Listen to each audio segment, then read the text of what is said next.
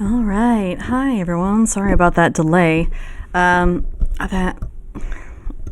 story short, work decided that they wanted to do a end of the year inventory, which means having to go through old dusty boxes and checking to make sure everything matched up. So I had to shower after work because I refuse to be dusty for longer than I want to be. And I had to cook a dinner too, and that took a little bit longer than I thought it would be. But here we are. Thank you for coming. And the title for this stream is a bit of a weird one. I'm not going to lie. It's a bit of a weird one. And that's because I had to cook a dinner too. All right. Hold on. Sorry. I have my phone right here so I can see the chat so I can respond to you guys.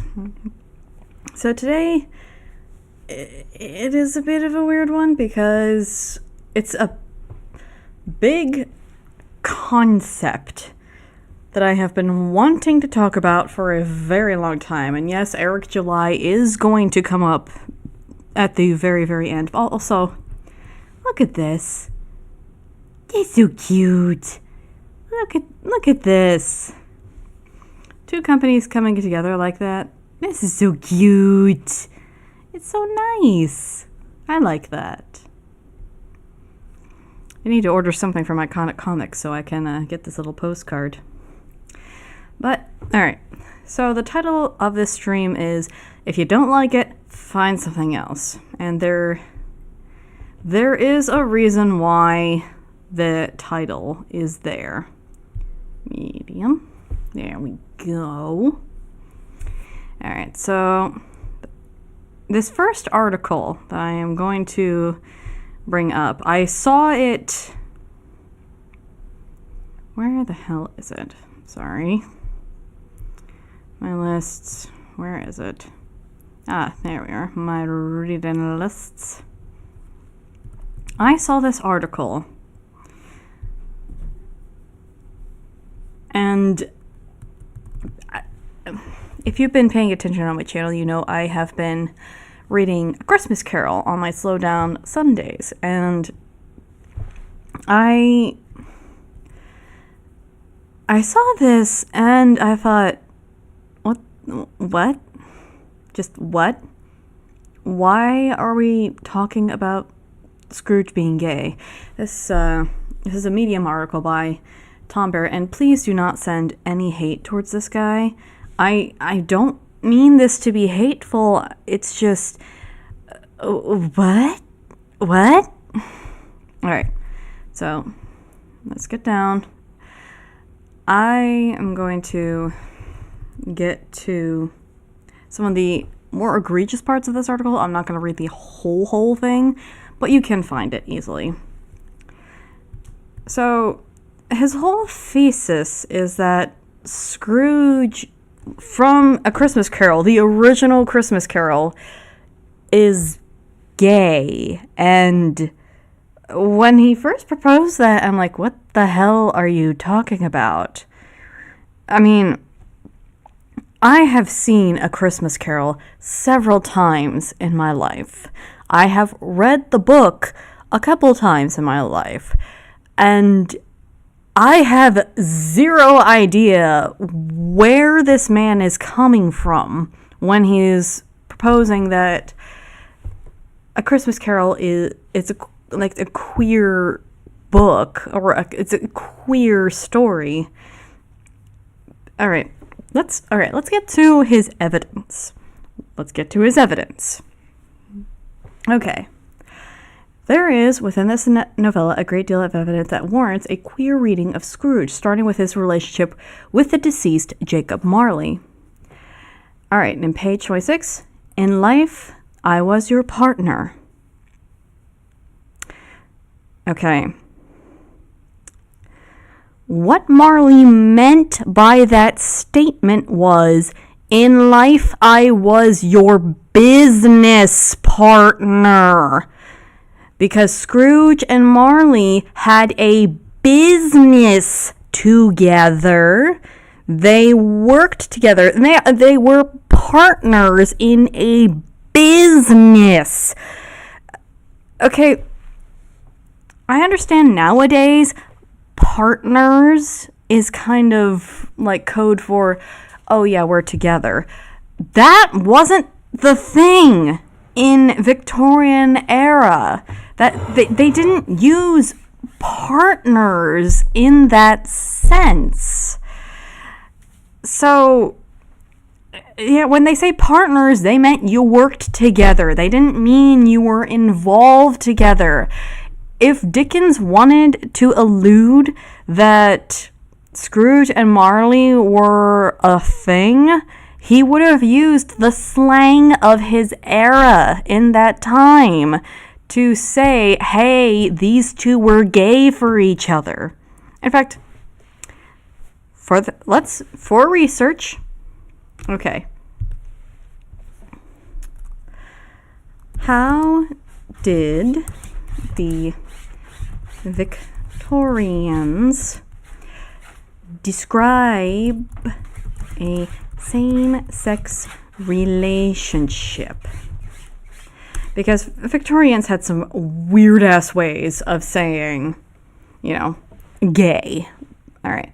Victorian England, private male homosexual acts were not explicitly, you weren't allowed to talk about it. So why the hell would Dickens even talk about it in the first place? All right. But, yeah. So it's like barely mentioned at all. And if anything, they would have used queer, and not queer in the modern sense. I mean queer as in strange. So, no. The Victorians did not use the word partner as in romantic partner. They would have said husband or wife. Or if it was not within holy matrimony, they would have said lover. Something to that effect. They would not have said partner. But anyways. So Scrooge is described as being Marley's sole friend and mourner. Okay, so here's the thing. He makes the argument that given that homosexual activity has been illegal, it's not surprising that they would have no mourners.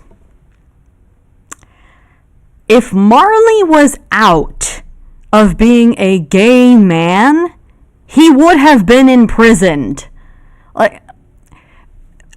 Did this guy forget Oscar Wilde? Dude, dead ass, went to trial for sodomy.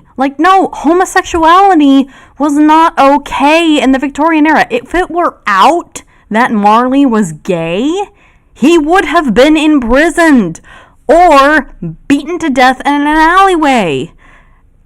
This is the Victorian era. How is he not understanding how stupid this sounds? And by the way, Scrooge was Marley's sole friend and mourner. Dude, there's a reason for that. They were both curmudgeonly old misers. It's even... Okay, I have the book right here. All right. All right. Where was it?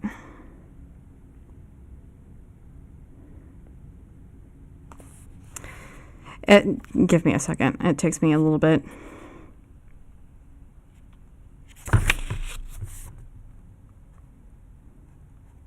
All right. Here we go. Nobody ever stopped him in the street to say, with a gladsome look, "My dear Scrooge, how are you? When will you come to see me?" No beggars implored him to bestow a trifle. No children asked him what it was o'clock. No man or woman ever once in all his life inquired the way to such and such a place of Scrooge.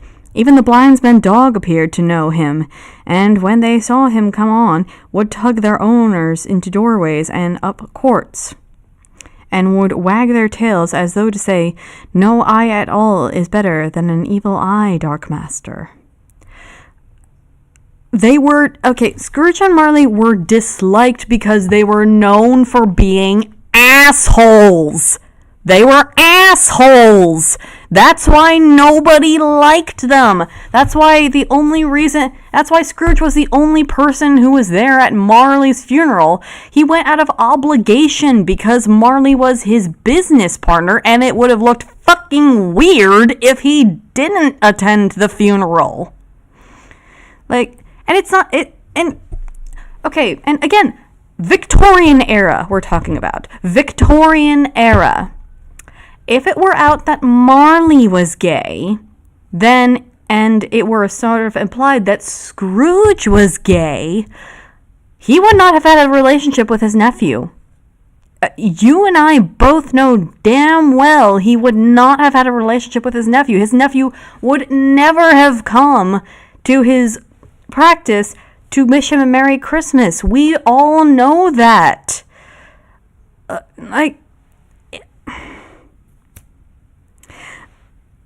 If you want to get an actual, how the Victorians would have presented homosexuality, again, look to Oscar Wilde with his novella, The Picture of Dorian Gray, with the painter character.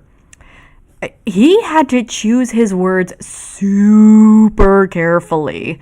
And no, even then, he didn't really spend a whole lot of time with Dorian Gray. He painted the portrait of Dorian Gray, but they, got together for, operetta performances or something like that. And they didn't really know a whole lot about each other. It was just the painter quietly pining after Dorian, while Dorian was just doing whatever the hell he was doing. So... And with A Christmas Carol, you can't even make the argument of, well, they were together all the time, so of course they were together. Yeah, they were misers. They were together all the time because they were always working to earn more money. That's kind of the point. And then you get to his next point. Even in death, Marley, so loyal to Scrooge, with his ghost commenting, "I have sat invisible beside you many and many a day." That is because, you know how ghosts are normally portrayed as sticking into their residence or where they've died. They stay by where they died. Scrooge was willed Marley's house. And you can argue that the only reason that Marley did that is because it's it's got to go to someone. Might as well go to my business partner. And he was sat beside Scrooge because that was where Marley died. He's there because he's haunting the place. It's not a gay thing. It's a ghost thing. All right. Chance of hope, altering fate, And the whole, he wants to offer Scrooge a chance at hope, and the fact that he wants to give Scrooge the chance to become a better person, that's because Marley has already been dead 7 years at this point, and he has seen the eternal limbo that people like him and Scrooge are going to go through. And he wants to help spare his only friend from the same fate. That. And that's a normal shit that ghosts would do. How many ghost stories do you read where a ghost sticks by and they appear to someone close to them to warn them of something? That's a very typical ghost story, because that's what A Christmas Carol is. It's a ghost story. Yeah, it's a Christmas story, but it's a ghost story too. And this is very typical of ghost stories. This is just what it is. All right. And he also made the point, there it stood years after, above the warehouse, Scrooge and Marley. So he's talking about the sign, and his whole argument for the sign is that, Scrooge didn't paint over it or change the sign, that means he was still like holding a torch for Marley. And you also get this, Scrooge, if he overhears a charwoman ask him why he is not natural in his lifetime, over here commenting as that if he had been natural, he'd have somebody look after him. Okay, so page 95. I wonder if this is the same edition. Probably not. Yeah, it's not the same edition. But what edition is he looking at? That's what I want to know, because I got the cute little red book edition that you could get at bookstores. But again, he's considered unnatural because he is such an old miser, and he's considered unnatural because he has such this like doom and gloom presence around him that nobody wants to get near him. And by the way, the reason why his sign has not been changed, do you want to know the reason why the sign was never changed? Quote, Scrooge never painted out old Marley's name. There it stood years after, above the warehouse door, Scrooge and Marley, the firm known as Scrooge and Marley. Sometimes people knew the business as Scrooge, and sometimes Marley, but he answered to both names. It was all the same to him. He just couldn't be arsed. He couldn't be arsed to change the sign. That is the reason why the sign remained the same. He couldn't be arsed. And also, it would have cost him money to change the sign. And as we have established, Scrooge is a miser. He doesn't want to spend money. So, and he also made this point about his ex and about Scrooge being upset about the ex. It's why is this argument even being made? But here's my point in all of this of why I'm talking about this. Clearly, he's just writing this article to spark a conversation, which I guess is fine, and he's getting what he wants now by me covering his article. However, it's clear he desperately wants to see a queer reading in A Christmas Carol. He desperately wants a queer Christmas Carol. And I guess I can sympathize with that, but the fact of the matter is, A Christmas Carol isn't a queer narrative, dude. And if you dislike A Christmas Carol because it isn't a queer narrative, then that's fine. Just find a different story. And if you wanted to make A Christmas Carol and redo it as like with Scrooge being gay, I think that would be fine, because let's be honest, A Christmas Carol has been retold to death at this point. Literally every franchise on the planet at this point has a Christmas Carol reference or a Christmas Carol retelling. So a gay Christmas Carol would have been okay by my book, because Lord knows it would not be the most interesting thing, because the Christmas story it's been done to death. But to say that the original story has always been queer, and that's why we should view it as queer, and it's a different reading, it's like, no. Because A, it's not there, and B, focusing on the supposed queer elements, you're destroying the original meaning of the story. The whole point of A Christmas Carol is that greed is bad. That's the point of A Christmas Carol. Greed is bad. Greed will harden your heart to some of the most beautiful aspects of life. That is what A Christmas Carol is about. And it's surrounded Christmas because, according to Dickens, it's like one of the best times of the year, which I agree. But that's the point of A Christmas Carol. So why the hell are you trying to come in and queer it when there are no queer readings to A Christmas Carol? It's just not there. And why are you... Okay, why the hell do you want to claim Scrooge of all people? Why do you gays want to claim Scrooge? His name is synonymous with greed. Why do you want to claim him? This kind of reminds me, this article was written several years ago, but it was an article about how these characters, they were gay in the book, but it was either ignored or they were rewritten to be straight for the movie adaptations. And I admittedly had not read a good chunk of the books that were listed on that list, but the last character on that list, I swear to God, was Rorschach. Rorschach from Watchmen. Like,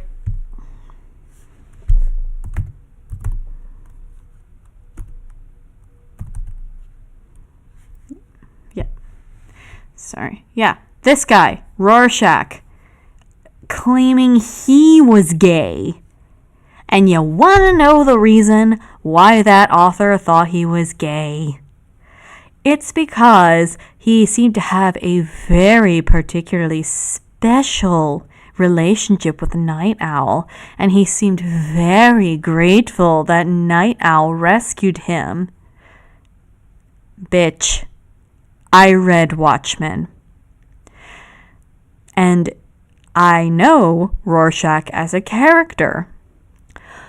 Rorschach was grateful to Night Owl because he had thought that there was a conspiracy against superheroes throughout the entire book, and he's been trying to prove to everyone that there was this conspiracy, and Night Owl finally came around to the idea that, yeah, there's something kind of fucky going on, and broke Rorschach out of prison so that together they can hunt down the person responsible for the death of the comedian. And Rorschach was grateful that Night Owl was such a good friend to finally believe him. Keep in mind, at that point, by the time Watchmen starts, everyone thinks he's crazy. Everyone thinks he's too far gone. And Rorschach knows that everyone thinks he's too far gone. That's why he is so grateful when Night Owl finally believes him. He's not gay for Night Owl. Night Owl was just his old friend, and he's grateful that his old friend is helping him. Like, do you people not understand the concept that two men can be friends and not want to fuck each other? Like, is that really that hard of a concept?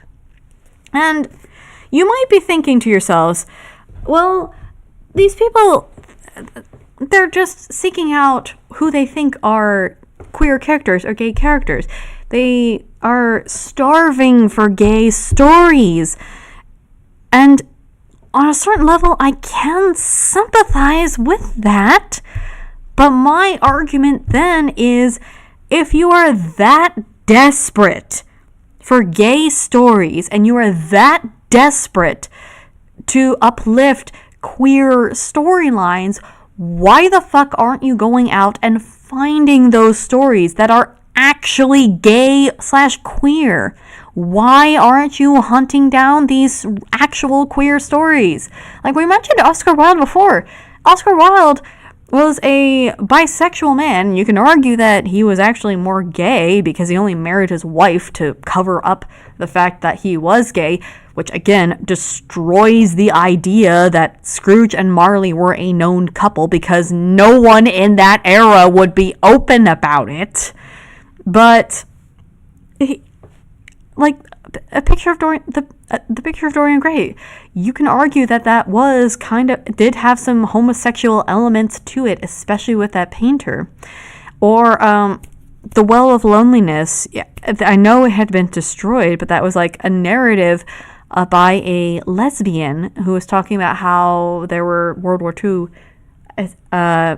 ambulance drivers, female ambulance drivers, and they were lesbian.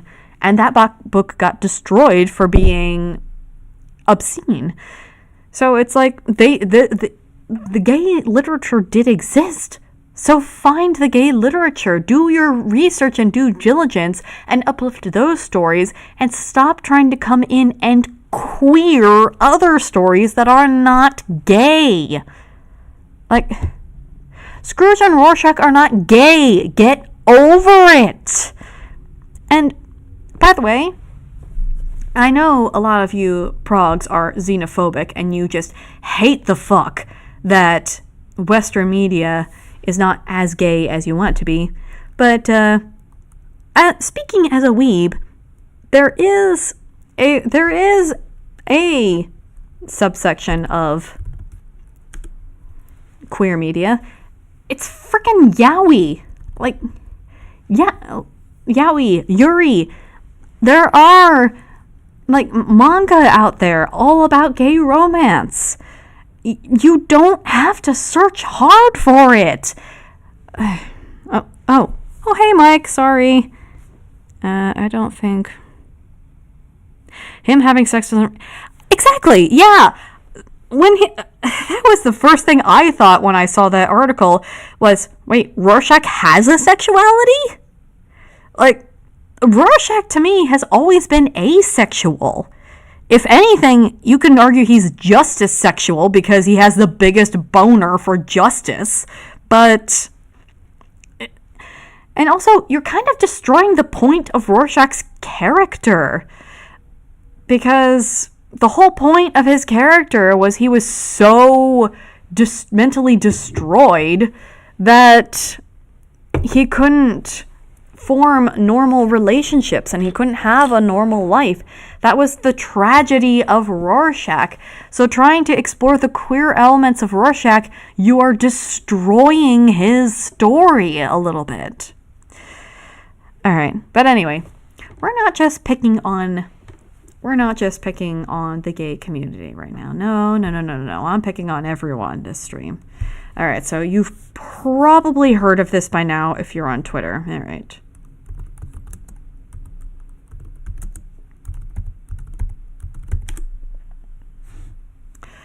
All right, where is it? Where is that picture? Oh, come on.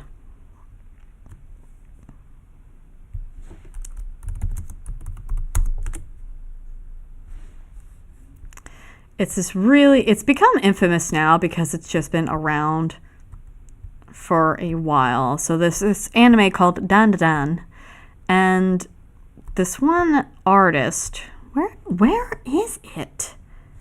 How is this not like coming up? Because it's been around on Twitter and people have been talking about it and going nuts for it. Oh yeah,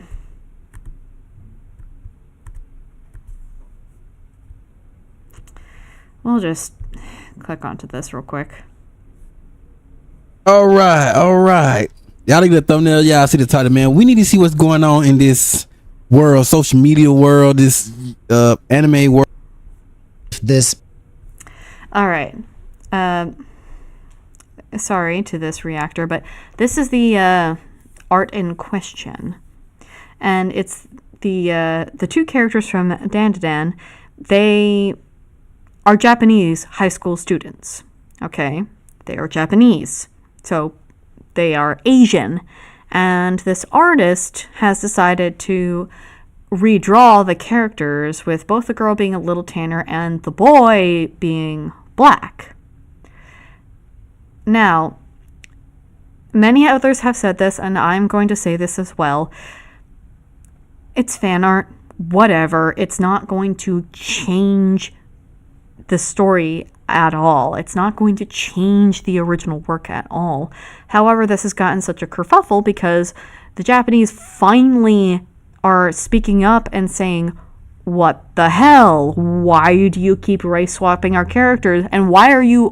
And also people are saying, oh, it's better and it's gooder because they're black now. And it's like, what the fuck are you saying about our culture? That our culture is lesser because it's not black?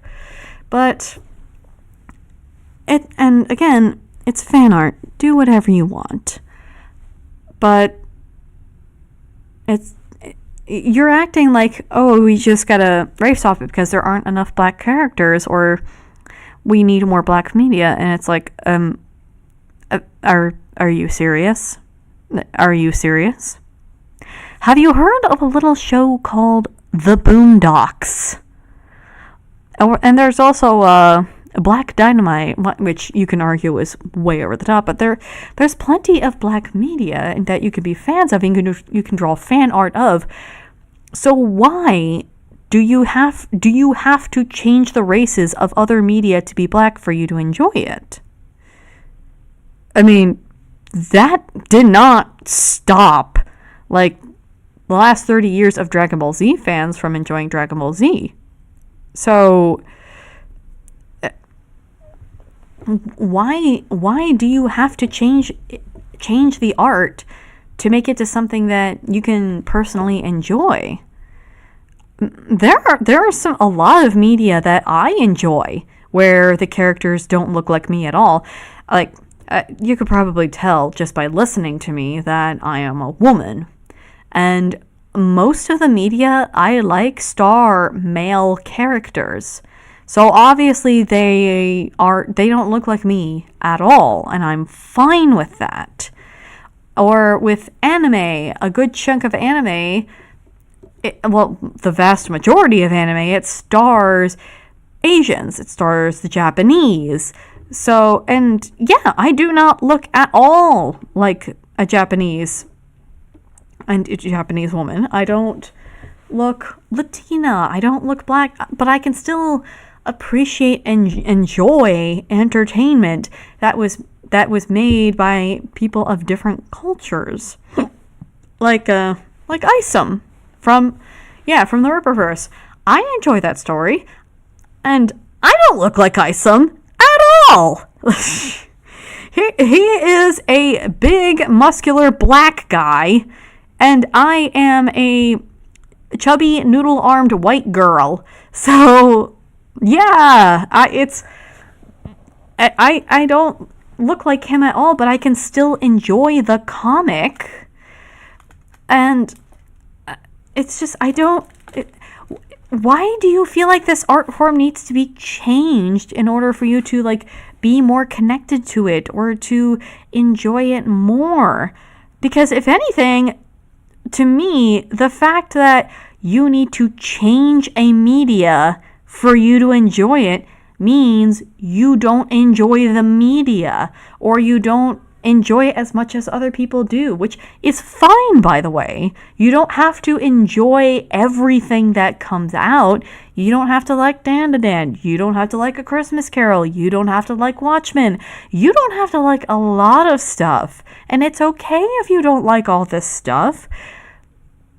But don't come in and try to change it so it can fit your tastes, despite everyone else enjoying it for the way it is.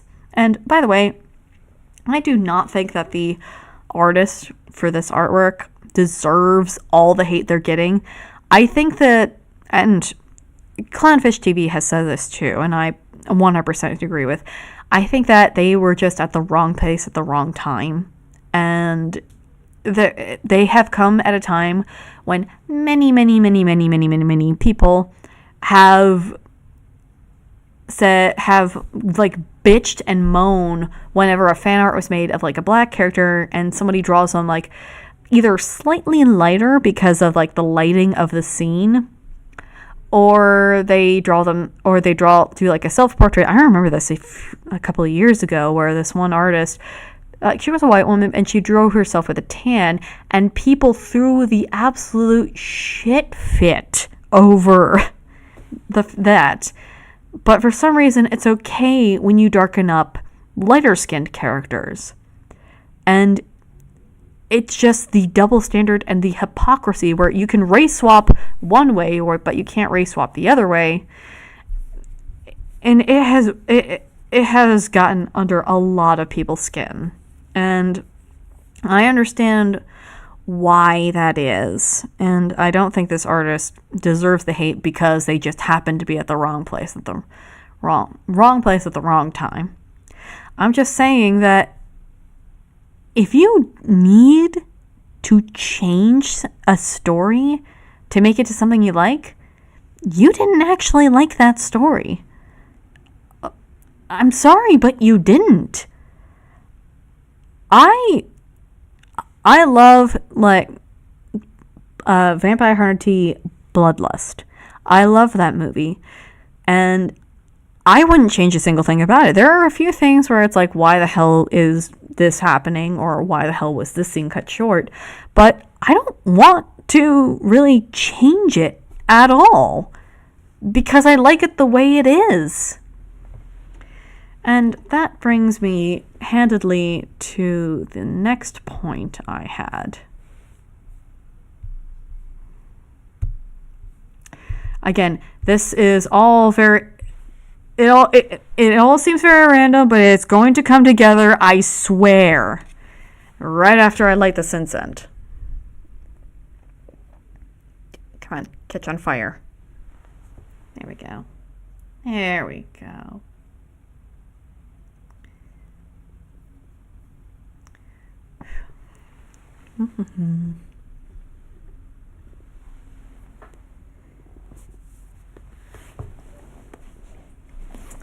All right, so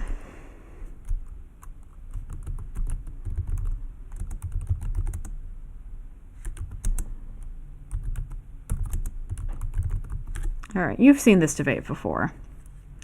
The whole female Space Marines debate in Warhammer. Now, I'm going to lay it out to you guys right now. I am not a Warhammer fan, but I have researched the lore a little bit, and it seems like a very interesting game. It's just, I do not at all have the money to invest in Warhammer. Look at this. This one little figurine dude, $100. I do not have the money to invest in Warhammer. I do not have the time to paint the figurines. I don't have the time to research battle strategies and da. I don't. However, I understand enough of Warhammer to understand that there are no female Space Marines. And the reason why there are no female Space Marines, if I remember correctly, is because they have this, like, seed thing that after the dude has proven himself to be a good Marine, he gets implanted with this seed, and that basically turns him into a superhuman. That they eventually get put into the armor, and they can't get out of the armor because of reasons, and I'm summarizing what I remember.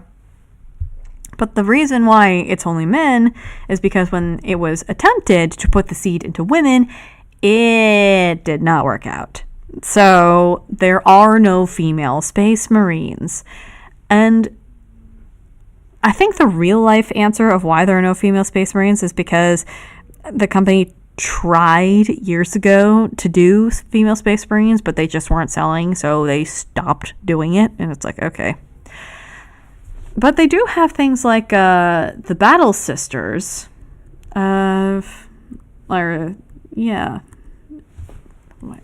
So what really went down with the female Space Marines? There are no female Space Marines. Okay, Warhammer. They're like the Battle Angels.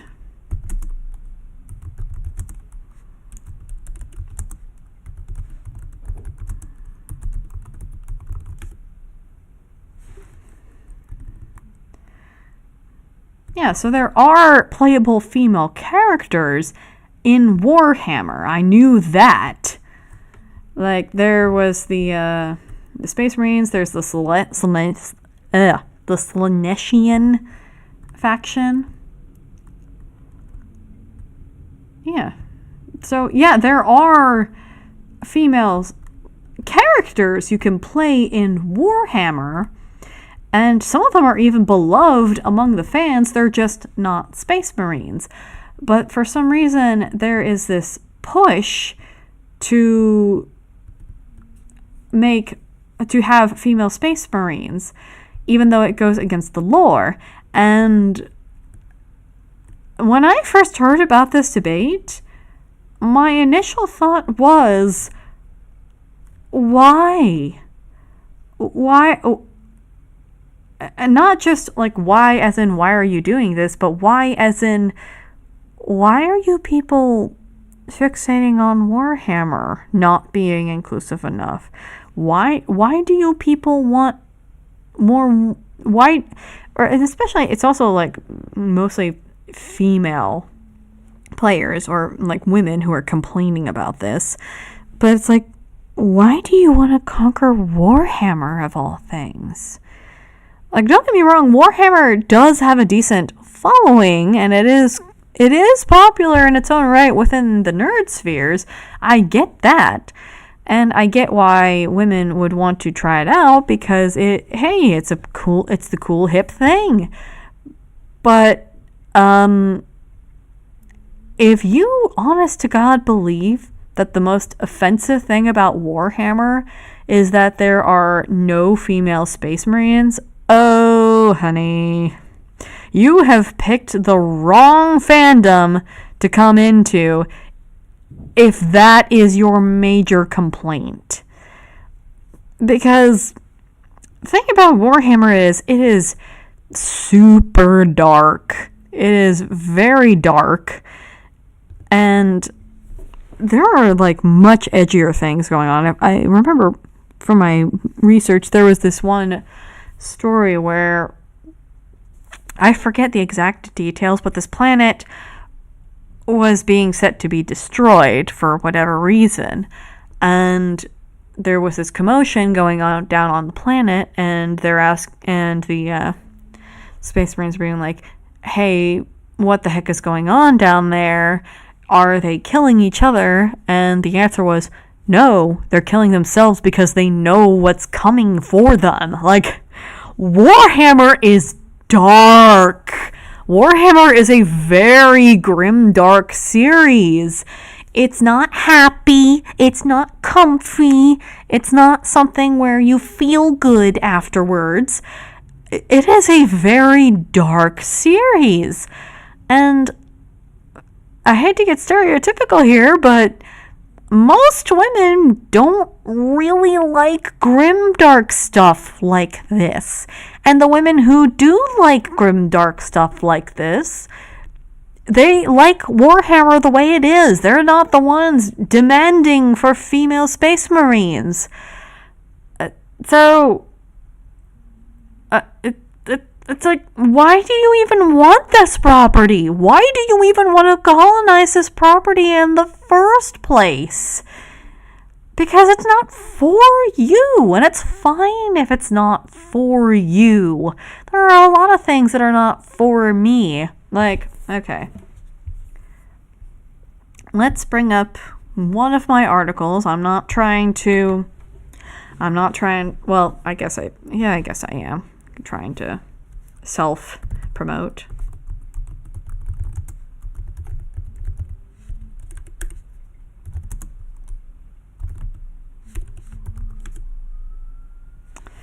Alright, Solomon Kane. You all know him. He's the Puritan Wanderer, and I do not like the guy. Alright, so this is my Medium article. Yes, I published it on Reddit, but yes, Understanding Solomon Kane. This is my article. I tried. I tried, folks. I really, really tried to give Solomon Kane a chance. I read the comics. I don't like him. I don't like this character.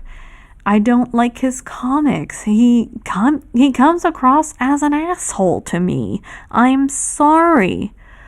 However, despite the fact that I don't like Solomon Kane, I don't want him changed to fit my personal tastes. You want to know why? Because I understand that just because I don't like him, that doesn't mean that other people don't enjoy him. Like, there are a lot of people who love Solomon Kane the way he is. And they would be very, very upset if somebody came in and changed up Solomon Kane, like tried to make him either more liberal or more like hippy dippy or like super like welcoming and inclusive. From what I understand, from what I've seen, he's very intolerant to other cultures. And like, when they say he's a Puritan, they were not kidding. But like, and to change the core of him, that would destroy the character to many, many people. They don't want him to be changed. They want him to stay the way he is. And you know what? Good on them. I personally did not like him, but if other people enjoyed him, then I will advocate until the day I die that Solomon Kane remain the same. That nobody comes in and changes Solomon Kane for modern audiences or try to make him out to be a little bit more PC. I will advocate until the day I die that Solomon Kane should remain as he is. And because, yeah. And it's also the whole point of do unto others as you would do unto yourselves. I wouldn't want someone coming in to say Fist of the North Star and changing up Fist of the North Star, making it more PC and inclusive. Because I like Fist of the North Star as it is. It's goofy as all hell, but I like it the way it is, and I don't want people to change it. And yeah, that's why I don't like when people come in and say, oh, this story is really, really good, but we just need to make it gay. Or, oh, this story is really, really good, but you know what it needs? A black dude. Or, oh, this story is really, really good, but you know what it needs? Feminism. It's like, no. No, the story was fine on its own. It didn't need these other elements. And by the way, if you are that desperate for those narratives, make them yourself. I know it's not easy. I'm a writer myself. I made my own comic book that I'm going to pull up. By the way, I will be closing this Indiegogo campaign very soon because they made me angry, and I am not happy with some of their things that they've been pulling lately. Like, yeah, there's my comic book. Raised funds for. And I know firsthand it is not easy. It's not easy creating something new. I had to learn a lot of new things creating this comic. This is the first comic book I've ever written in my life.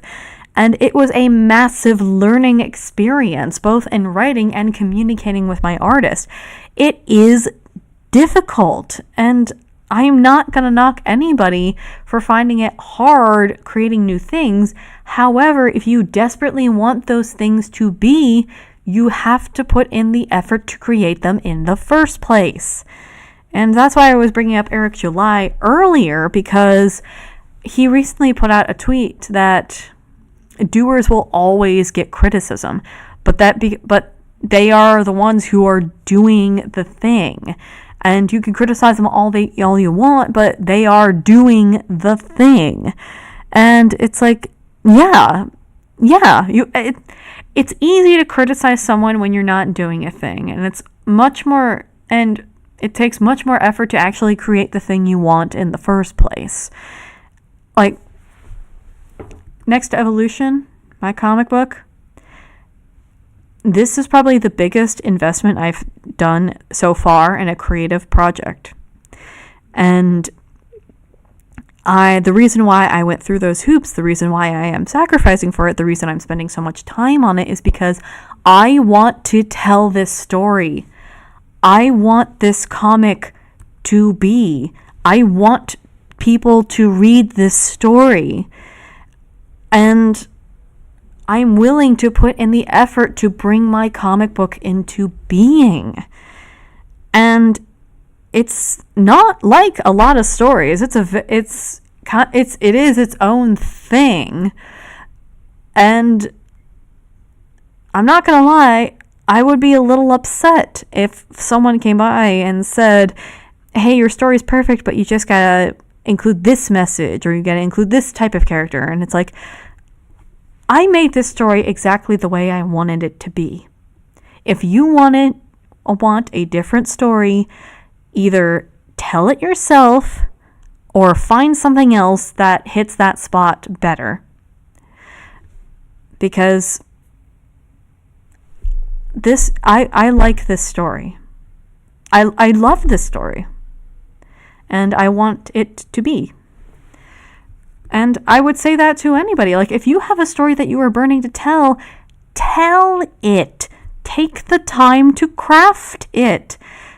Don't go in and say, oh, I just wish this was more gay, or oh, I just wish this was more this and da da da da da. Just tell the story you want to tell. Don't change other people's art to fit what you want. Tell your own story. If anything, people will respect you more. Like, I'll give this example. I know I'm saying like a lot. I'm sorry, folks. All right.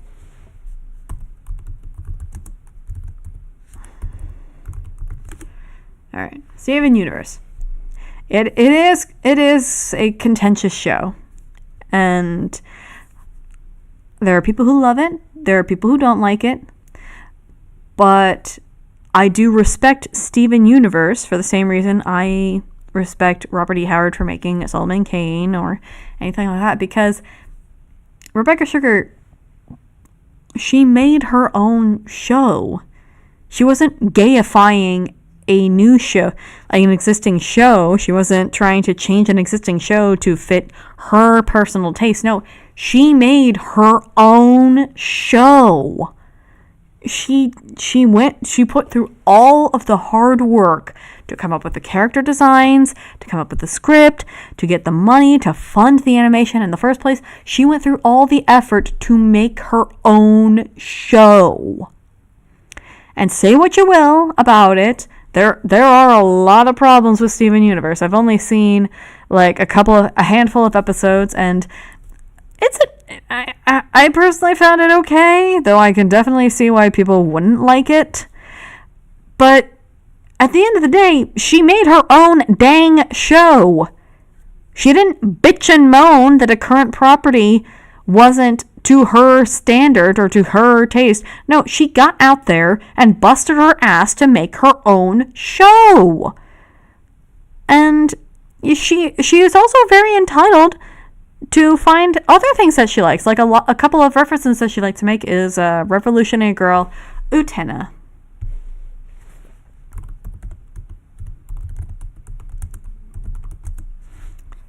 Revolutionary Girl Utena. Yeah. You know, this show. The big gay lesbian show. The big gay lesbian anime that only had a budget of 5 yen and a piece of string.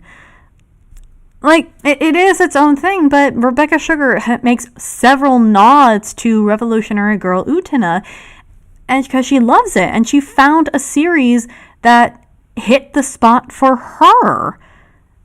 So it's like, yeah, if you desperately wanted to, these stories, they exist. Either they exist already, or you just gotta make it yourself. It is a lot of work. I'm not going to lie. It is a lot of work, but ultimately, it's worth it if you find the story worth being told. And here is my, final dissent in this stream.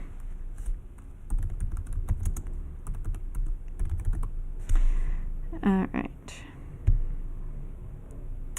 It is this tale. I'm going to the wiki page because I'll donate to you later. Just shut up. So, as some of you know, I am currently in a relationship with what the youngins call this day a straight white cis male. Yeah, I'm dating a white dude. And my boyfriend, he is very into kung fu movies. Yeah, they're cheesy, but he loves them. And the other night, he brought over Golden Swallow for the two of us to watch because he got a big lot of these kung fu movies. And while we were watching it, I found myself getting angrier and angrier, but not at the movie itself. The movie itself, it's fine. It's a goofy kung fu movie with a really crappy dub job. But what the hell do you expect from 1968? But I was getting angry because you hear people all the time being all, oh, we need more strong female characters. We need more powerful female action heroes. There's not enough of this.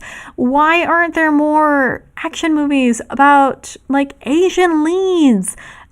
Like I remember years ago, this was right around when Lily Orchard released her 100 tips for writing, and this YouTube channel called the Dire Gentleman channel reacted to it. And at one point, one of the hosts said, we need more Asian-led action movies that aren't fucking Mulan. And while watching Golden Swallow, my mind broke a little bit because it's like, you people have been bitching and moaning about how, Hollywood is not making enough movies for women. Hollywood's not making enough action movies for Asians. And it's like, Golden Swallow prominently features a badass female martial artist. Like Golden Swallow, Golden Swallow, that is her moniker. That is her name that she goes by because she's known as to being a super deadly assassin. And it does get a little bit chauvinist at points, but she is one of the main characters. She is a strong woman who can hold her own in a fight. And not only that, all of the characters are Asian. This is what modern audiences claim that they have wanted from Hollywood for so long. Like, why aren't they making this movie? And it's like, this movie was already made. This was 1968. This movie was already made. You don't need to search for this movie because it's here already. And if you are that desperate to remake something like this for the modern era, just watch the old Kung Fu movies, follow the format, and just make that for more modern audiences. This is outside of the Hollywood bubble. And I think that's another thing that a lot of people don't understand, is that they're bitching and moaning that Hollywood isn't providing this stuff for them. When it's like, dude, just either go outside of America or go to the indies, because I promise you, both of those options will give you what you want if you just get away from the Hollywood bubble.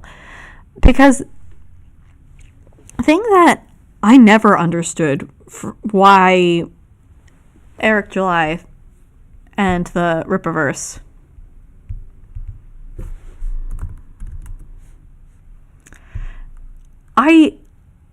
for the life of me, I cannot understand why so many progressives and liberals despise Eric July. Because from my perspective, this is a black man A successful black man who created his own comic book company, and he's very successful at it. He is the poster child for a successful independent company, and he is a minority. So it's like that should be like a double win in the progressive points, but for some reason they're either envious of him or they despise him because he's a libertarian. And it's just like, but it's everything you wanted. It's everything you claim you want. He is telling his own stories. And look, yeah, their newest project. But it's like this is what you said you wanted. And he is not in the mainstream industry. He's kind of off on his own. So why are you so against him? Because he's doing the thing you said you wanted. Or even, I've brought this up before, but a lot of the reason why American progressives, I should say, not American audiences, but American progressives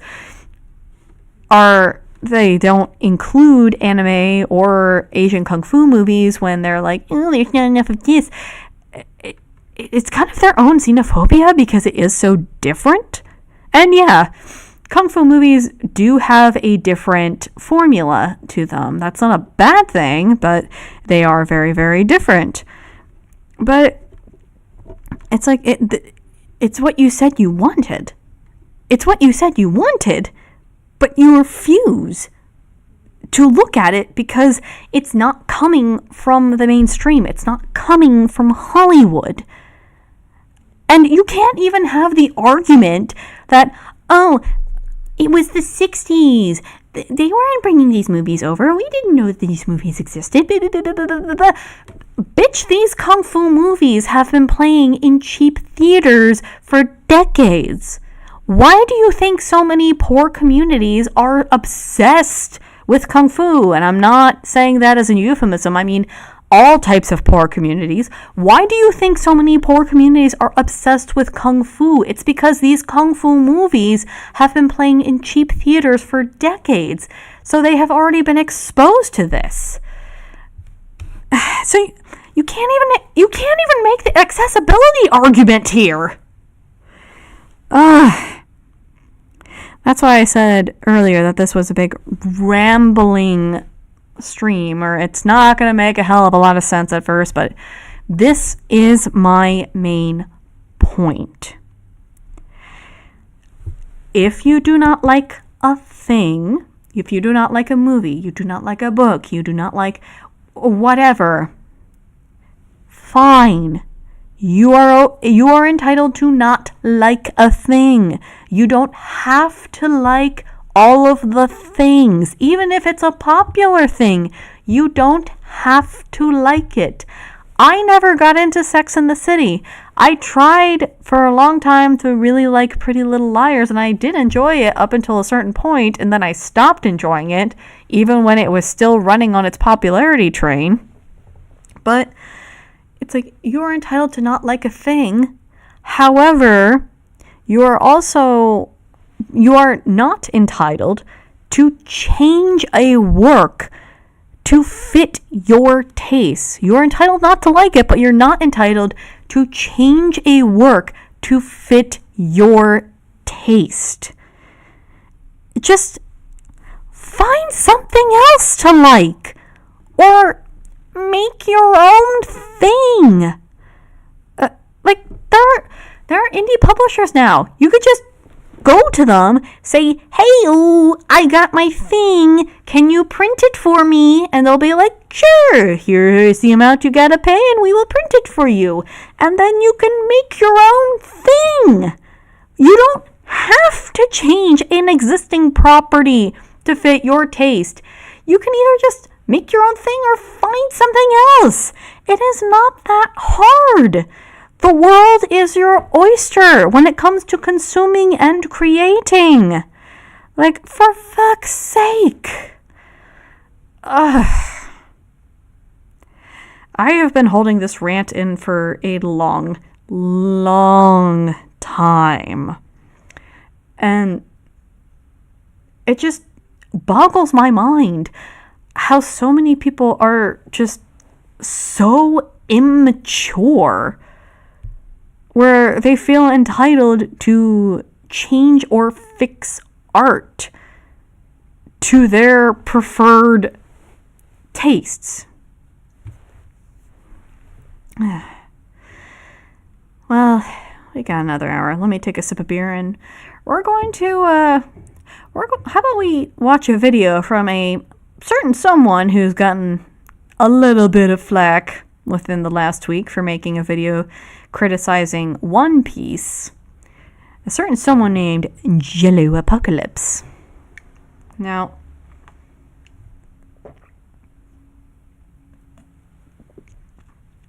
I remember... Alright, let's bring him up.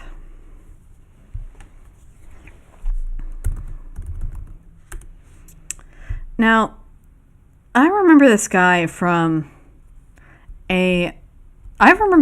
back in my college years. He did his So This Is Basically series, and I remember him doing a So This Is Basically Tumblr, and it was a very funny video. I liked that video a lot. But he recently made this video, So This Is Basically One Piece, where he basically just shit all over One Piece. And you could tell he didn't like it. He did not like One Piece. And you know what? Fine. It is okay if you don't like One Piece. Even One Piece fans will tell you it's okay if you don't like One Piece. However, he is a very, very entitled individual. And, well, let's get into the actual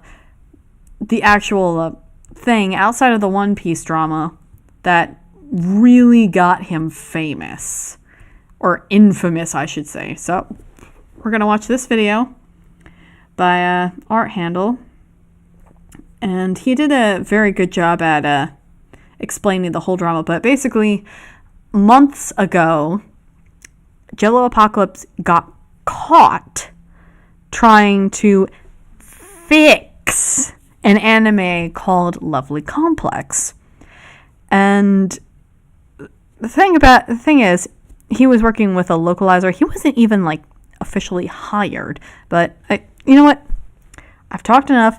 Let's actually get into Art Handle's video. I'm so happy, oh, lucky me. Go my way, living every day. As the world becomes increasingly more interconnected, some of the big By the way, fantastic movie, Porco Rosso. It is a flawed movie, but it is a very good movie. barriers regarding the consumption of art start to erode. And as a consequence of being exposed to more international art, we in turn get exposed to different cultural palettes. However, not all cultures are the same, and as a consequence, some cultural barriers are a little trickier to overcome than others. I'm personally not the biggest opponent of localization. For me, personally, so long as an original translation and a faithful sub is available. Yeah, localization is a very touchy subject, especially nowadays, and that's where a lot of this argument started kicking up, where localizers would come in and they would try and fix a script to fit more of Western sensibilities, but they ended up ruining the anime because their precious little progressive hearts couldn't stand the fact that an anime did not fit their progressive standards, which is the most entitled fucking thing I have ever heard in my entire life. And it exists as a comparison to the original text, then a localization is okay to keep around. As a result, I see localizations as a fun exercise in intertextuality. The truth is, some things can't be translated one-to-one due to there being no immediate cultural analog. One of the most famous examples of this is with Naruto, regarding his famous verbal tick, databayo. There is no real cultural equivalent for it in the English language. However, there is a long-standing Western tradition of superheroes having catchphrases, so localizers experimented a bit. The English dub of Naruto is infamous for its first catchphrase, "Believe it," which has been mocked to hell and back. Thankfully, they dropped it around the time they got to the Chunin exams. When Shippuden came around, they revisited the idea of adapting databayo. This time, they settled on which I think ended up being a more diplomatic solution. Both databayo and communicate the same thing. An impulsive... And actually, depending on which dub you go with, depending on which localization you go with,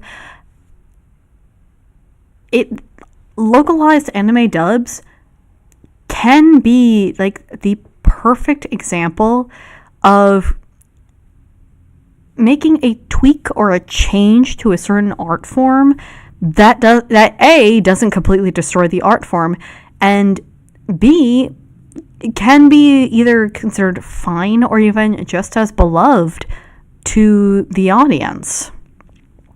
Because I do agree with some industry folks when they say that for the fans are always going to be curmudgeons and they're always going to be unhappy no matter what you go with. And there is some truth to that. There are some fans where no matter what you do, they are not going to be happy. I remember for a very long time that animated series The Batman got shit on relentlessly, especially with how they did the Joker. And for me, it was more how they did the Riddler. Like, what the hell were they thinking with that Marilyn Manson? But it was a fun series, and it was not super horrible. And in some anime localizations and adaptations, they can be okay. Like, as much as Disney has kind of stuck their foot in their mouth a lot these days, I think a lot of their English dubs of the Studio Ghibli films were fantastic, including one of my all-time favorites, Nausicaa of the Valley of the Wind. I think that is a brilliant dub, and it actually fixed the OG Nausicaa dub, which was so bad and pissed off Hayao Miyazaki so much that when the studios were coming to him to adapt Princess Mononoke, and they were suggesting, hey, why don't we make some cuts and why don't we make some changes? He dead ass shipped them a samurai sword with a note saying no cuts, which is the most Japanese way I've ever heard of saying fuck you. That is the most Japanese fuck you I have ever heard in my life. It's the Japanese can be dramatic when they want to be. Tick that the Uzumaki clan taxed onto the ends of their sentences, communicating their hyperactivity. And of course, that's pretty much at the heart of all localizations and what they should strive for. A diplomatic compromise between differing regional sensibilities. And this isn't just something that's exclusive to Naruto, it's something you see in a lot of manga, even with smaller incidences. In a lot of dinner and lunch sequences in anime, you'll see localizers do something like, "Thank you for the food" as a replacement for "itadakimasu." And of course, it's because no one actually says this in Western countries. That's because Western countries tend to be steeped in Christian traditions. The closest cultural equivalent to itadakimasu would be like saying grace before dinner. This is another part of the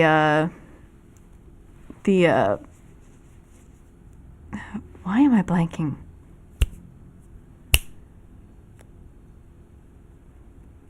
Anyway, this is like part of why a lot of progs just are super unhappy with Eastern media, is because it's not as familiar with them. It's easier for progs to pick apart Western media because they're more familiar with it. One argument that I've heard a lot of conservatives make is that when it comes to like mocking Christianity, for example, they say, oh, they're mocking Christianity because they don't respect Christianity. And you know what? There is some truth to that. But have you ever asked the question, why is there so much mockery of Christianity specifically and not other religions that progressives are familiar with? Like Judaism, Islam, or Buddhism. it's because Christianity is the most familiar religion to them, because let's be real, America is a heavily Christian nation. So for them, it's a hell of a lot easier to mock Christianity, and they are much more happy to mock Christianity because it's the most familiar with them. And I think part of their dislike towards Eastern movies is because they don't have the footing to mock it as much as they do Western media. It's their... Why am I blanking on this word all of a sudden? I said it earlier in this stream. But I think that's part of the reason why they have this hatred towards anime, because they can't put it into their mold as easily as they can with Western culture. They can't browbeat people as easily, because the Japanese, they have proven time and time again that they are not going to put up with American bullshit. So, yeah. You'll notice the biggest issues with localizations mostly arise when dealing with the realm of comedy. As a rule of thumb, all comedy is based on shock and surprise. As a consequence, a lot of comedy is rooted in the subversion and lampooning of cultural norms. There was a particularly weird moment in the brand new Animal dub where they referenced the Japanese folk story Kachikachiyama, the story being about a raccoon that rides a mud boat. This is in reference to the main character of the story, Michiru, being a tanuki.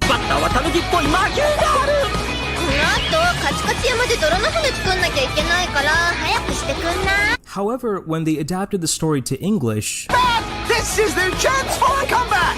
I have to go and make a mud boat on Knock Clack Clack afterwards. Could you please hurry up? yes, it's technically more faithful, but you can see that it doesn't have the same punch. With no cultural frame of reference, it just sounds like nonsense. To revisit Naruto a bit, Gero Gero is an onomatopoeia they use for frogs in Japan, a way they use to mimic its croaking sound. Hence Jiraiya's name, the Gero Sennin, or the Toad Sage. Naruto riffs this either because he's a prankster or an idiot and refers to him as the Ero Sennin, hence the erotic sage. It's a simple language pun that involves removing the G in order to create a different effect. I'm talking real George and Harold ass shit. Once again, the dub doesn't have a perfect analog for this and instead settles for the pervy sage. It's not perfect, but it gets the job done. One of the counter arguments is that localizations wouldn't need to exist if dubbing was removed altogether. And while I agree that audiences should be more willing to stomach cultural differences, that's more of an issue with the culture of Western ignorance. In addition, it ignores that dubbing does have a massive advantage via accessibility. The Amazing Digital Circus is one of the most popular indie pilots in years, and it exploded in popularity mostly because it was set to multiple different languages, and was adapted to various cultural palettes. I see. And I would argue that a change in the language and adapting in different formats, it's also like one of those things where you have to be faithful to it. Because if you're not, then the original art will lose all of its original meaning. And that's why a lot of people are more sensitive when it comes to anime dubs, because it's like, we are relying on you to bring us this faithful meaning. So please give us the meaning. Give me a beer break.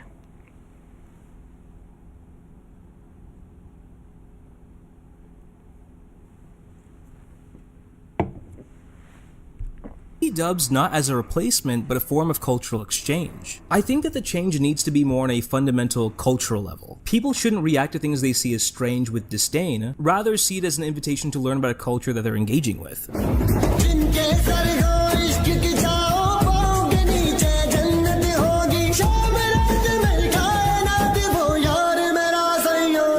I like dubs, as it provides artists, actors, and audio designers an opportunity to get steady work. I also think that those weird cultural quirks should be left in. Xenophobia.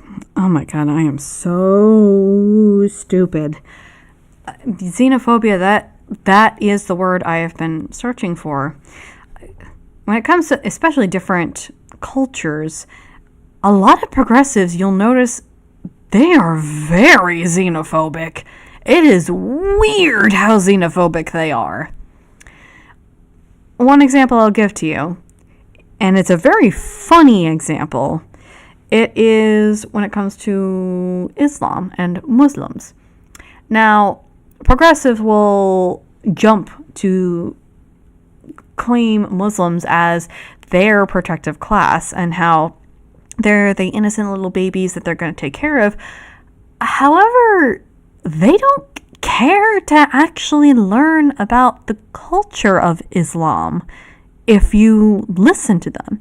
They don't care about Islamic traditions. They don't care about like the true Islamic beliefs. And when true Muslims actually proclaim their beliefs and say, hey, we don't agree with you at all, we actually oppose quite a few of your ideals, progressives will either ignore it or they will shout them down and try to shut them the fuck up because they can't stand the fact that their pet project doesn't align with their own beliefs. And I guarantee you, because a lot of conservatives, especially John Del Rose, they rail against how progressives, they hate Christians and they hate traditional Christian stories, which is true. A lot of progressives do not like conservative or Christian stories.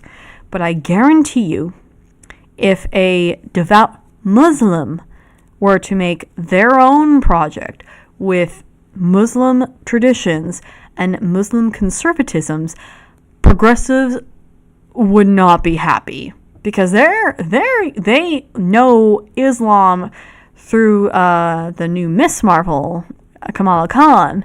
They think that is like the face of Islam. But if like a true Muslim were to actually make their own work in their own culture, they would be furious because it will not match their own ideals whatsoever.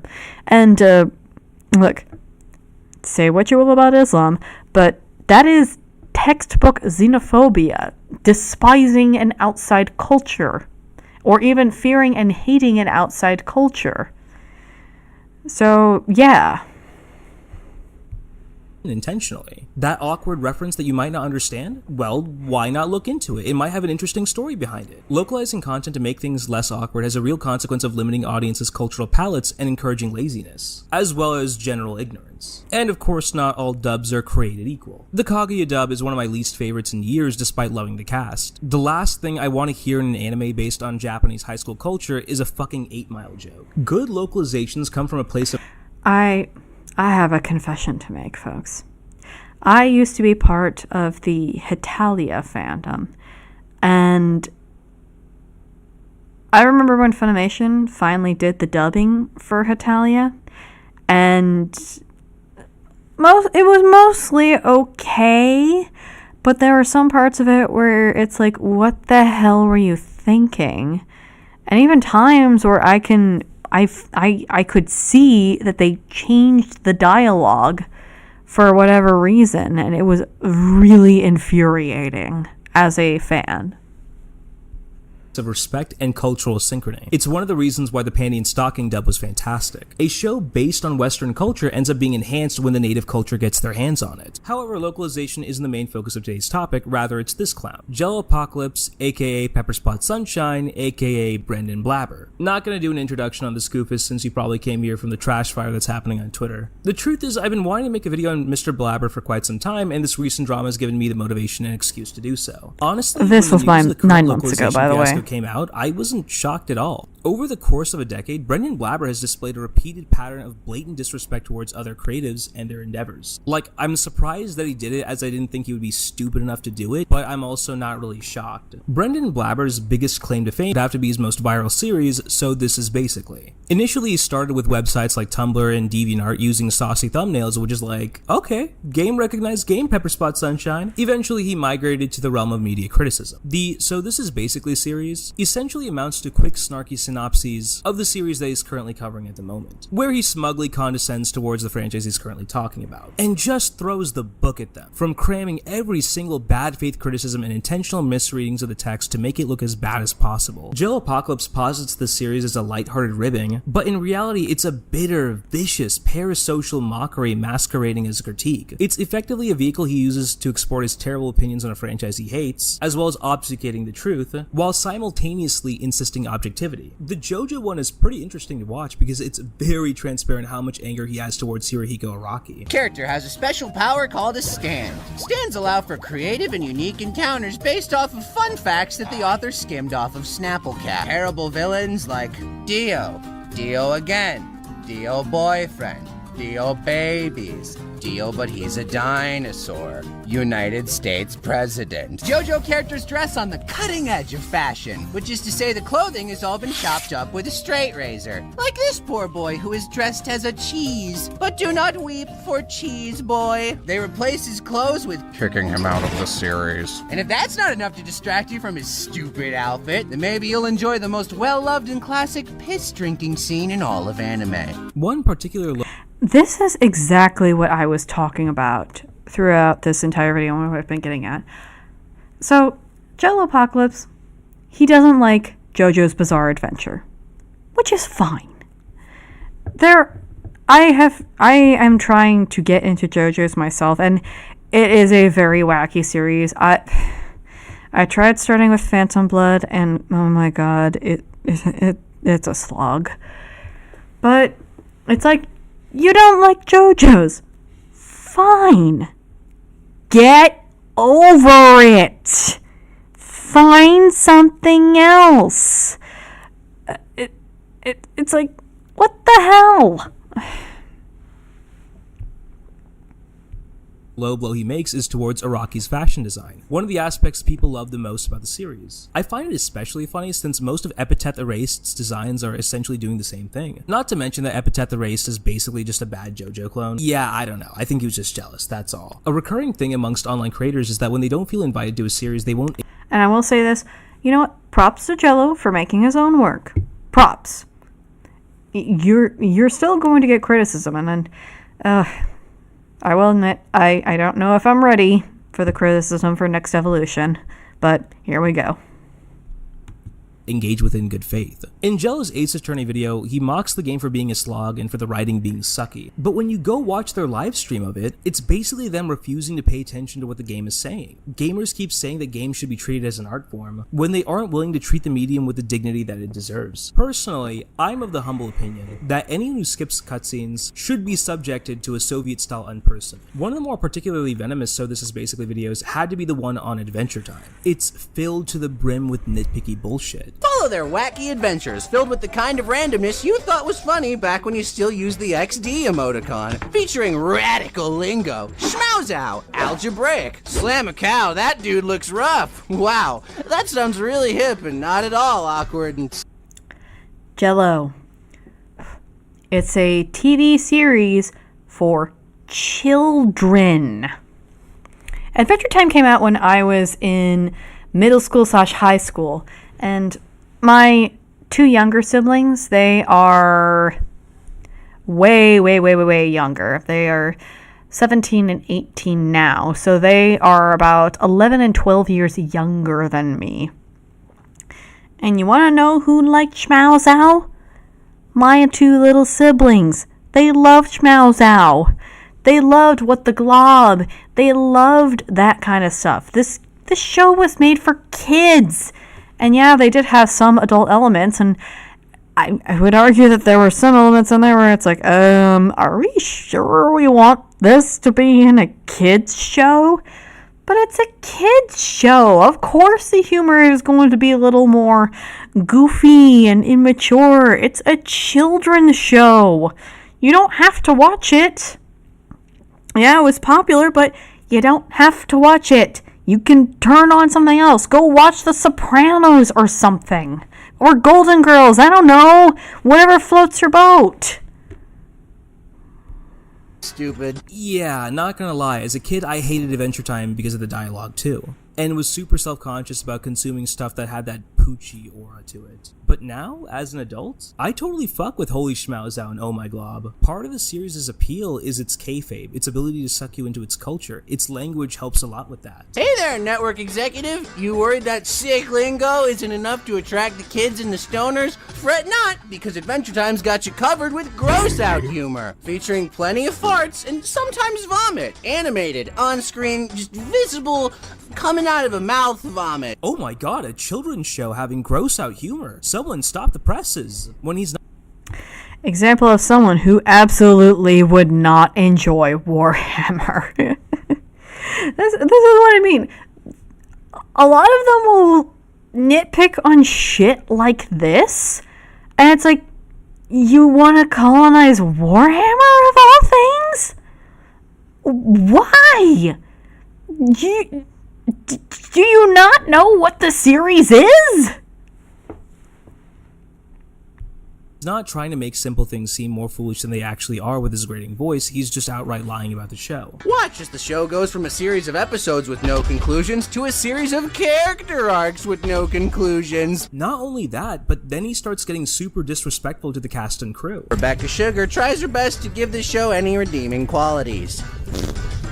He attributes all the redeeming qualities to Rebecca Sugar while presenting the rest of the crew as incompetent monkeys, which is incredibly disrespectful to the rest of the cast and crew who worked on the show. It insinuates that she's the only talented member of the crew and that the rest of them were just deadweight. Just as a quick reminder, tons of CN alumni got their starts here, such as Ian Jones-Quartey, Patrick McHale, Matt Brunette and Ben Levin, and Luke Pearson. He outright calls the show bad at the end, which is a massive insult to the crew. Just in case anyone needed a reminder, Patrick McHale went on to make Over the Garden Wall, which went on to win an Emmy for Outstanding Animated Program. And Brendan Blabber made Epitaph Erased, which won Mrs. Johnson's At Least You Tried sticker. The way Brendan frames this video, he makes it seem like people like Adventure Time because they love gross out humor and poopy jokes, and love consuming what he considers bad writing. Brendan engages in bad faith critique because he presumes what people enjoy about a series he viciously mocks, rather than simply asking them what they enjoyed about it. Adventure Time is something I disliked when I was a kid, but as I grew older, I ended up finding its earnestness incredibly endearing. A show that was initially a nonsense world similar to the works of Roald Dahl eventually evolved into a coming-of-age story of a boy and his friends coming into their own. Adventure Time is loved precisely for its more sensitive, quieter moments. How long are you gonna list stuff? I will say, one article that I wrote for my Medium blog is me going back to Frank Miller's works. And The Well had already been poisoned for me because I used to watch Linkara a lot, and he had a lot of hatred towards Frank Miller. And I had read The Dark Knight Returns, and I thought it was fine. I read Give Me Liberty, which I thought was very weird. And The Well had been very, very poisoned for me at that point that I couldn't enjoy Frank Miller. And it wasn't until years later that I thought, you know what? I should probably give Frank Miller a fair shake, because I have just heard about the worst of him. Why don't I read what he's mostly known for? And you want to know what? I love Born Again and The Man Without Fear. And yeah, the Wolverine miniseries is corny as all hell, but it's still a fun romp. And I didn't particularly care for Sin City, but I can see why other people would like it, even though I didn't like it. And it did take another reading for me to really appreciate some of Frank Miller's strongest works. I still think you probably shouldn't have written Holy Terror, and what the hell was he thinking with Aspar? But yeah, it took me another try to really appreciate Frank Miller. But anyway. It's a long list. You're telling me to abandon all this stuff, but you're not really making it sound bad. It's not bad. I'm just giving you the choice of a new mode of existence. I feel like I put a lot of work into this meat reality. I'd like to see it through. And it's something that's continued into its future incarnations. You were a wonderful experience. You were everything. Where are you going?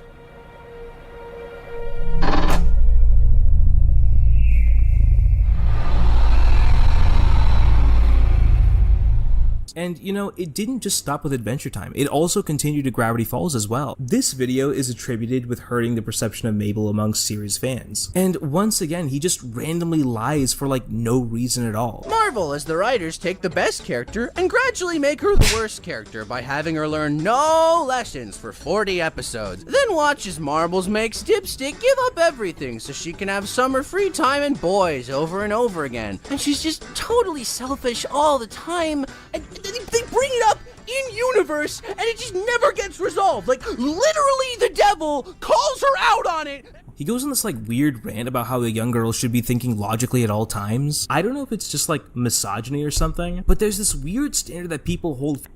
It is kind of misogyny. I don't know why, but some people just cannot stand the fact that women aren't like paragons. Women as a whole, like all women are not paragons. They can't stand the fact that women sometimes make mistakes, that women sometimes are irrational. And look, same goes for male characters too. One character in particular, Spike Spiegel from Cowboy Bebop, the last couple of episodes, he's basically kind of running on emotion, getting back to his lady love, having a final showdown with Vicious. He is very much acting on emotion, but I don't hold that against him because that was his arc. That was how he was going to be able to feel whole, be whole again, to confront this very, very tumultuous time in his life. It was the perfect way to conclude his arc, because he had been going throughout the series trying to put on this facade of how he's like this kind of cool, kind of easygoing guy, and kind of just shunting his pain to the side, and the climax is him confronting it. And you can argue he's not being very rational, but it's like if you pay attention to his arc and you still try to hold him to that standard, it's kind of unfair to him. Another one is Conan, when Conan the Destroyer, the movie. I watched that with my boyfriend too. The whole starting off point is Conan, he's greeted by the evil witch, and it is pretty obvious that she's evil, and even Conan is like, I don't think I want to associate with you. But when the evil witch is like, hey, I'll give you your heart's desire, and he sees this vision of the lady love from the previous movie who had been killed in battle, and he's like, I want you to bring her back, and the witch is like, I will give you what you want if you do something for me. And you can argue that Conan should know better. Conan should know that when someone is offering you something so impossibly good, there is a very good chance they're going to pull the wool over your eyes. But he is acting on emotion in that point. So it's like, I don't fault men or women for not being logical all the time.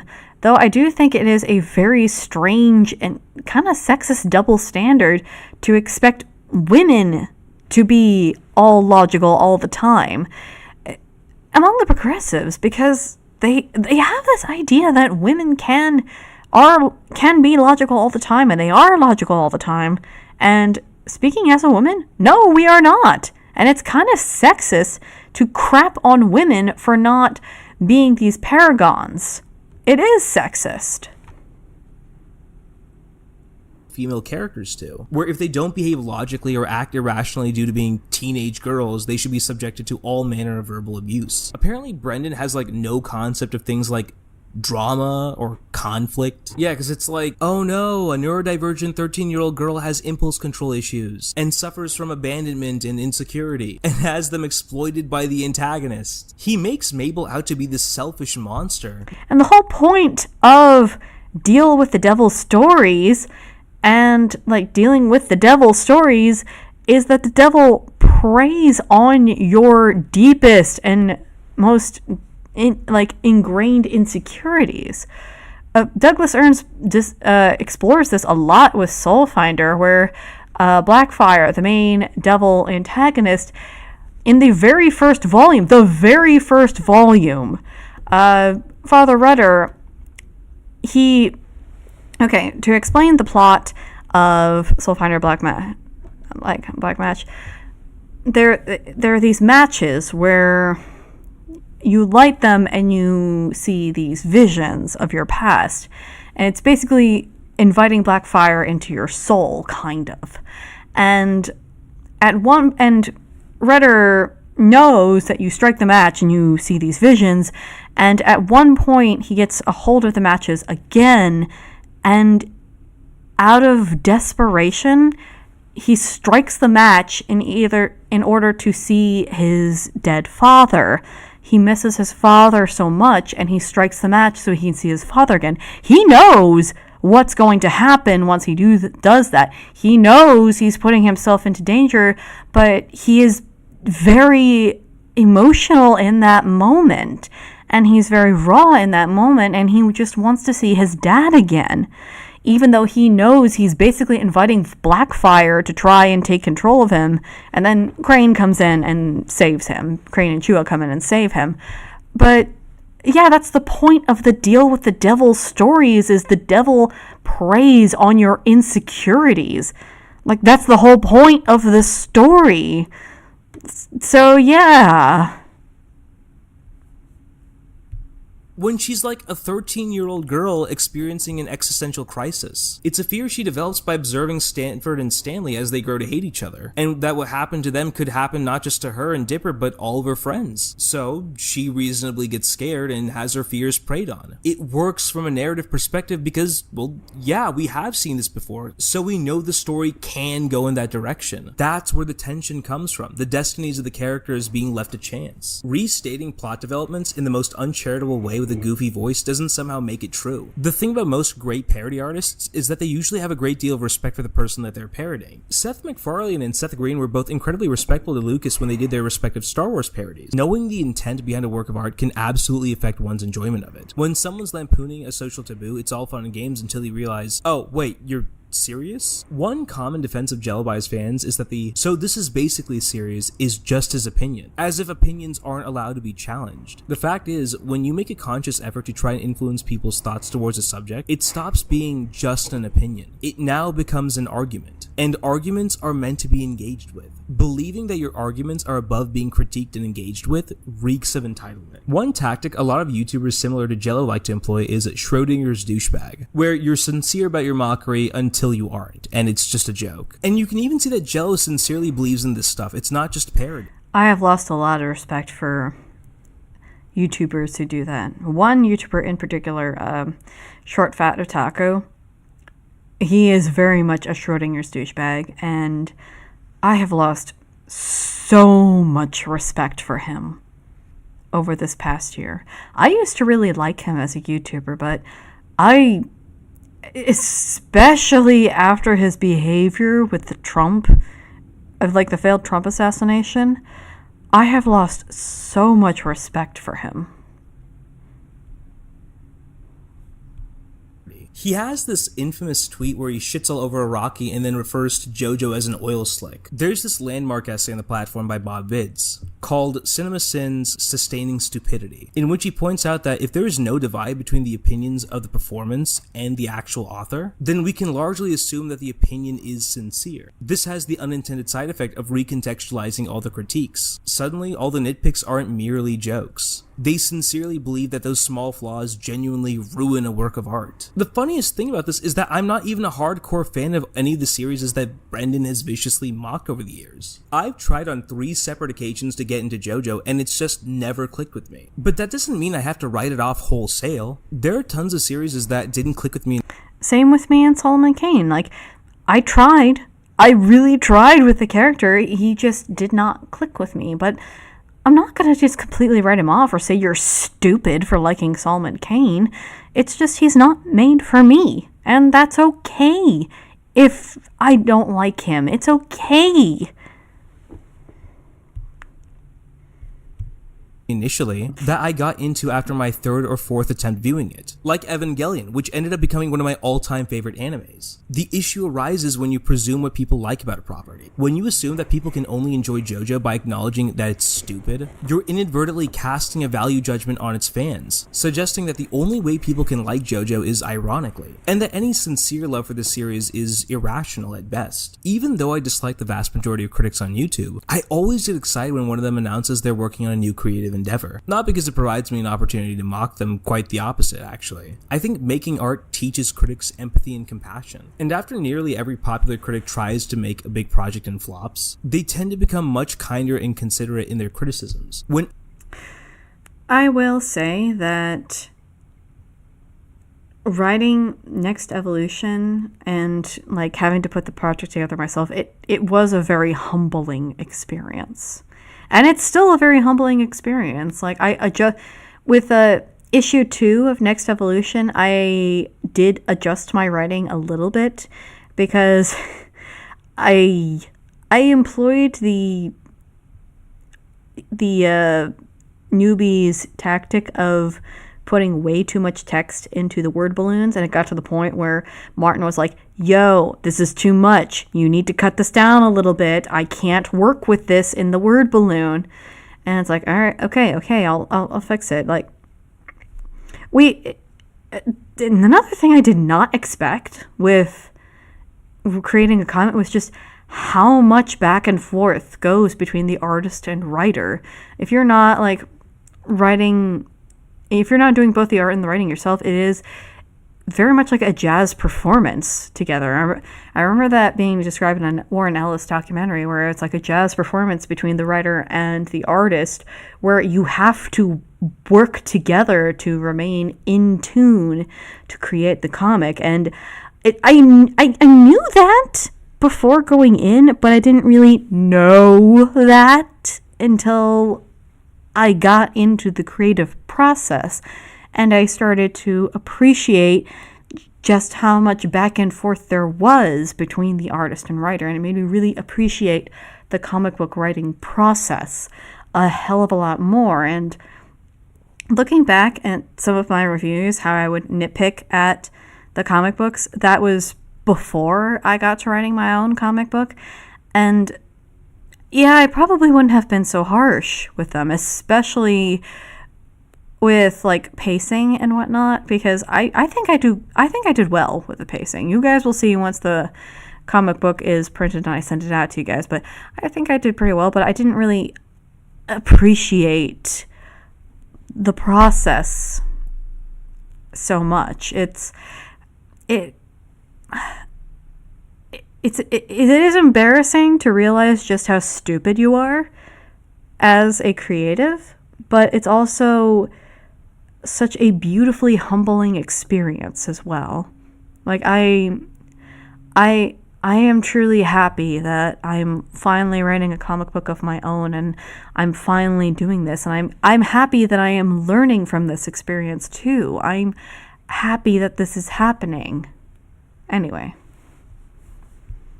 Epitaph Erased was announced, I was genuinely excited. By understanding the decision-making calculus and risks that artists have to take when getting their series off the ground, I thought this would help Brendan become a much more compassionate creator. Clearly, I was wrong. It doesn't seem that Epitaph Erased helped him become a more kinder, empathetic creator. In reality, it just seemed to validate his ego and make him think he was God's gift to planet Earth. I think his raging egotism can also be demonstrated through his lack of basic artistic courtesy, best illustrated through his comments on Infinity Train. Infinity Train had just ended on August 2022, officially being cancelled after running for 3 seasons. About this series. On the day that it ended, Brendan basically spat on its grave. The statement, "the team doesn't know how to tell them," is suggesting that the show failed, not because of the cultural environment being incredibly hostile towards animation as a medium, but because the team simply wasn't talented enough. Imagine working on a series that you were extremely passionate about only for this fuck-ass to tell you that you don't know how to write your own series. It's like Star Wars fans who think they know the series better than George Lucas. We all know how that turned out.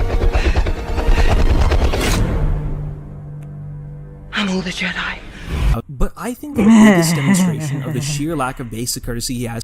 My dad, he was one of the OG Star Wars fans, and he described watching the last of the sequel trilogy as somebody made a Star Wars movie based off of the Star Wars merchandise, and that's it. And it's like, yeah, I've only seen the first of the sequel trilogy, and even then, I wasn't like the hugest Star Wars fan, but even then, I noticed things where it's like, that's not how that works. Like, that's not how the Force works at all. And I was a kid. I was like 9 when I first saw the original Star Wars trilogy. My dad did take me to see the prequels, and he actually got into quite a bit of trouble when he took me to see the last of the prequel movies, because, you know, that's when Anakin goes berserk and he kills all the youngins. You know, wholesome family fun. Yeah, my dad got in trouble with my mom with that one. As towards other creators had to have been with the Ruby video. The TLDR is that Brendan auditioned for a role on Ruby, but he didn't get the part. By the way, we However, are he getting made to the it main far along point the soon, auditioning don't process worry. That he was exposed to enough of the future plot behind the scenes. So when he made his Ruby video, he did so as a way to get back at the series for spurring him or whatever. The key thing to note is a small moment that happens around the 422 mark, specifically the card number 7 and the silhouette of the character Penny. This was a spoiler. It was him basically revealing the return of the character Penny, which was meant to be a surprise for the fans.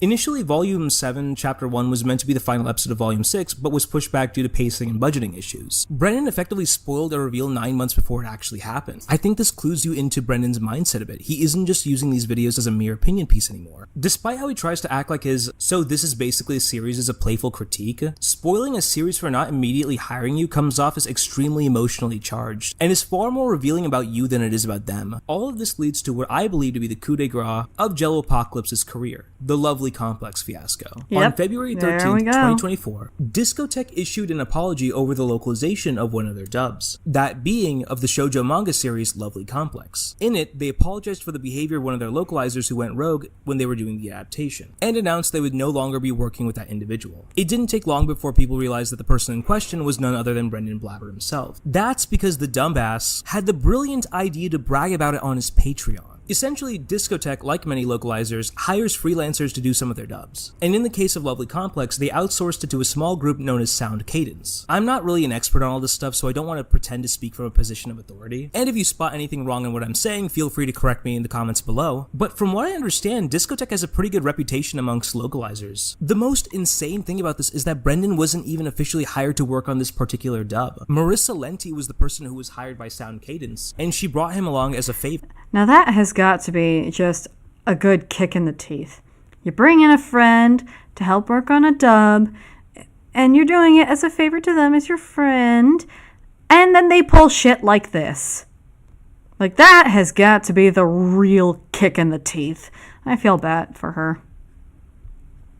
Brendan had alluded to working on a localization with her on a stream and announced it on Patreon. Apparently, Sound Cadence's CEO, Amber Lee Connors, was a fan of Lovely Complex, which is why she chose to pick it up. In his now deleted Patreon blog, you can see him engaging in all the same rhetorical tricks that he typically does in all his videos. The most obvious of which is taking seemingly innocuous stuff and framing it as if it's completely illogical. You can even see him condescending and mocking the premise of the show. The whole idea of a tall girl and a short guy being in a romance. Lol, it's basically tall girl. Okay, so what? Again, it's so weird. There's nothing harmful about this. Again, he didn't like Lovely Complex, which is fine.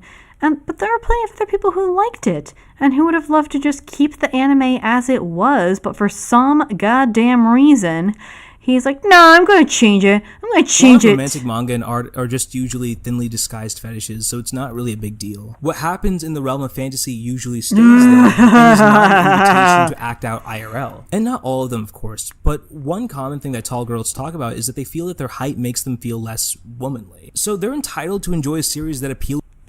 Yeah, just pearly things. Well, how do you feel about your height not making you feel womanly? By the way, Jess Pearly thinks she's a manosphere kind of content creator, and she has said multiple times that she feels that the reason that she doesn't have a man yet is because of her height. And it's like, yeah, sure, honey. That totally is the reason why men won't date you. Yeah, men totally don't want to date you just because of your height. Yeah, your height is totally the thing that's keeping men from dating you. To them personally. He does this all the time. He frames this stuff as if it's being stupid and illogical. Wow, how can anyone enjoy this stuff? Continuing his streak of artistic illiteracy, he literally starts to complain about formulas. He essentially mocks a shoujo manga for being a shoujo manga, or what he describes as engaging in generic anime stuff. But again, Brendan misses the point. Usually what separates manga is the difference in their ensembles and how they congregate over time. The circumstances in which Class 1A is formed is different from, say, like the Straw Hat Pirates. And those circumstances usually inform not just their characters, but also their relationships towards one another. Part of the fun of repeating established tropes is to see how different ensembles react within different circumstances. This is why no one bitches whenever a shonen does another tournament arc, or another death game arc, or another training arc. This is why before the whole Comicsgate fiasco happened, way back when, nobody really bitched too much about superhero tropes. I don't remember people being so up in arms about superhero tropes before the all new, all different Marvel. People were okay with superhero tropes back then. In fact, sometimes they were missed and people wanted the superhero trope back. That's why people liked the MCU for the longest time. And even though Deadpool mocked the superhero tropes quite a bit, for him it was more like a loving mock. It wasn't so much of a, oh my god, you're so stupid if you think that this is good kind of thing. Like, you know, the superhero landing? Or he's like, oh, she's gonna do the superhero land. She's gonna do the superhero land. Yay, she did the superhero land. It's like he's pointing it out and he is making fun of it, but it's not hateful. And a lot of these people, they suddenly act like, oh my god, superhero stories are stupid because they do these tropes. And it's like, yeah, it's a superhero story. What the hell were you thinking was going to happen? Like, get over yourself, seriously. The fun is seeing different characters handle these different situations. This is where characterization comes from. Deku isn't going to handle a tournament arc like Yusuke would, and Naruto wouldn't handle it like Gon would. I'm not even a big shoujo guy, but part of the fun of That's another good point. Like, okay, would Batman and Superman handle a situation the same way? No. Yeah, they'll still have their superhero tropes, but they're different. And the fact that these procs come into the comic book industry and they're like, oh, we need to like super change things up. And I was like, no, you don't. Not really. Or even characters like the Punisher. You can argue that he's more of an anti-hero rather than a superhero, which, yeah, fine, I would definitely be with you on that. But he would handle a situation much differently from Captain America, and people appreciate both characters for that. So it's like you don't need to change it too much. Just give us different, interesting characters to fit within the mold, and you're fine. Monthly Girls Nozaki-kun was watching Nozaki and Sakura go through all the classic shoujo tropes. The fun was that Nozaki, as a secret shoujo author, only knows how to communicate through established shoujo tropes, which are in conflict with the reality of actual social situations. It's that conflict which becomes the source of comedy. Nozaki's background as a well-known shoujo author informs how he navigates these circumstances. I imagine that's also the case with Lovely Complex and other shoujo as well. Like, formulas have a point to them, otherwise they wouldn't be used in the first place. The most disturbing part of this is that he just went ahead and bragged about it publicly. The absolute worst part of all this is that he tries to justify— which is like, why the hell would you do that? Like, you're already sticking your foot in your mouth. Why the hell would you just advertise it like that? That is so stupid. But then again, the Whisper Network has already shown their ass when it comes to how they had bragged about changing comic books to fit their specific wants. So he's not too outside the norm. Classifies artistic vandalism as correcting bad art. Because apparently a manga from 2006 wasn't the best at dealing with LGBTQ issues. Kinda like how people in 2006 in general weren't the best at dealing with a lot of issues. Okay, I take the Duquesne sword from the naked man. I attack him! I attack Blackface! This idea that you can just go into other people's works of art and just alter them as you please isn't just bad, it's an especially dangerous approach to art that we shouldn't even consider humoring. Before you take any step, you need to think in terms of establishing precedents, and how they can be applied to yourself as well. I'm of the opinion that problematic aspects of older art should be left in. Art carries immense cultural... Oh yeah. When I was in the stream with RJ and John from John's Salon Box, we had this conversation when it came to the spirit. And for those who don't know the spirit, all right. Yeah, this...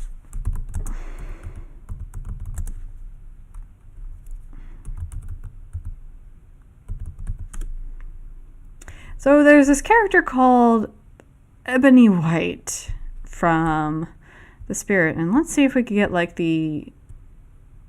Yeah. Yeah, this... No, stop it. My God. View image. Yeah, this is what the character looked like. Like, yes. But it was a different time. This was... how long was The Spirit? Yeah, the 1940s. So it's like... Yeah, it's bad, but it was also the 1940s. So... what the hell were you expecting? And John told me about how they were going to be reprinting The Spirit, and they posed the question, hey, do you want to keep Ebony White the way he is? Do you want us to edit it? And the vast majority of people are like, look, I am paying for the accurate adaptation of The Spirit. So despite the fact that, yeah, Ebony White, he is a very offensive stereotype, this is history. Whether you like it or not, this was history, and people want to preserve this history so we know where we came from. And yeah, in later years, as you'll see, you probably saw in this Comic Vine image, in later years, they made Ebony White to be a lot more like realistic looking. However, when it came to the older comics, we preserve this history so we know where we came from and we can measure how far we've come. It's like it or not, this is your history.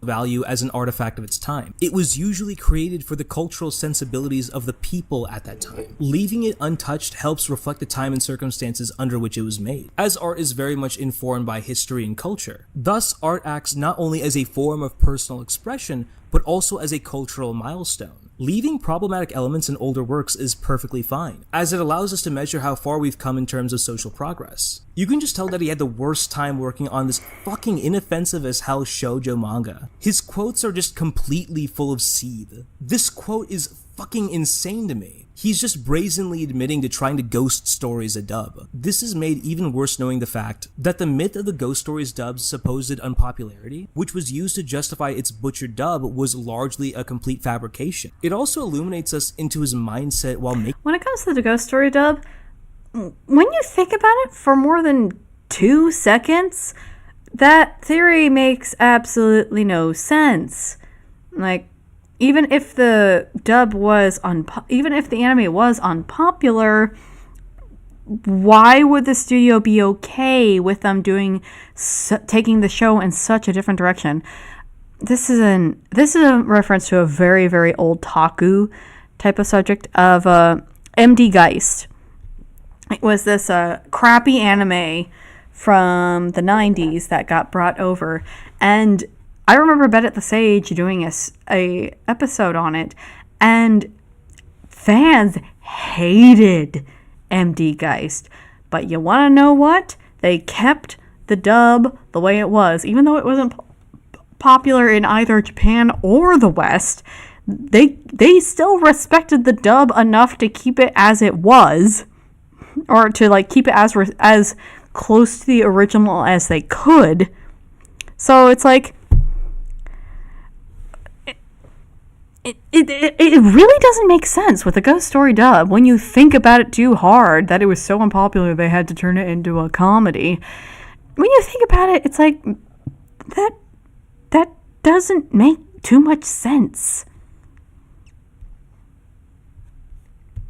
Making this stuff. Localizations aren't a vehicle for you to insert your cringy attempts at humor. It shows a complete lack of respect for the medium. And if you could believe it, it actually gets worse. He pretty much confesses to removing the author's cameo in their own series. Now, according to Jello, Marissa Lenti was the head writer of this project and all her decisions were final. However, then Jello does something fucking insane. Here's his quote with regards to the mangaka's cameo. "This is absolutely fucking atrocious. The insane entitlement on display towards another artist's imagination is revolting." I like how he refers to it as...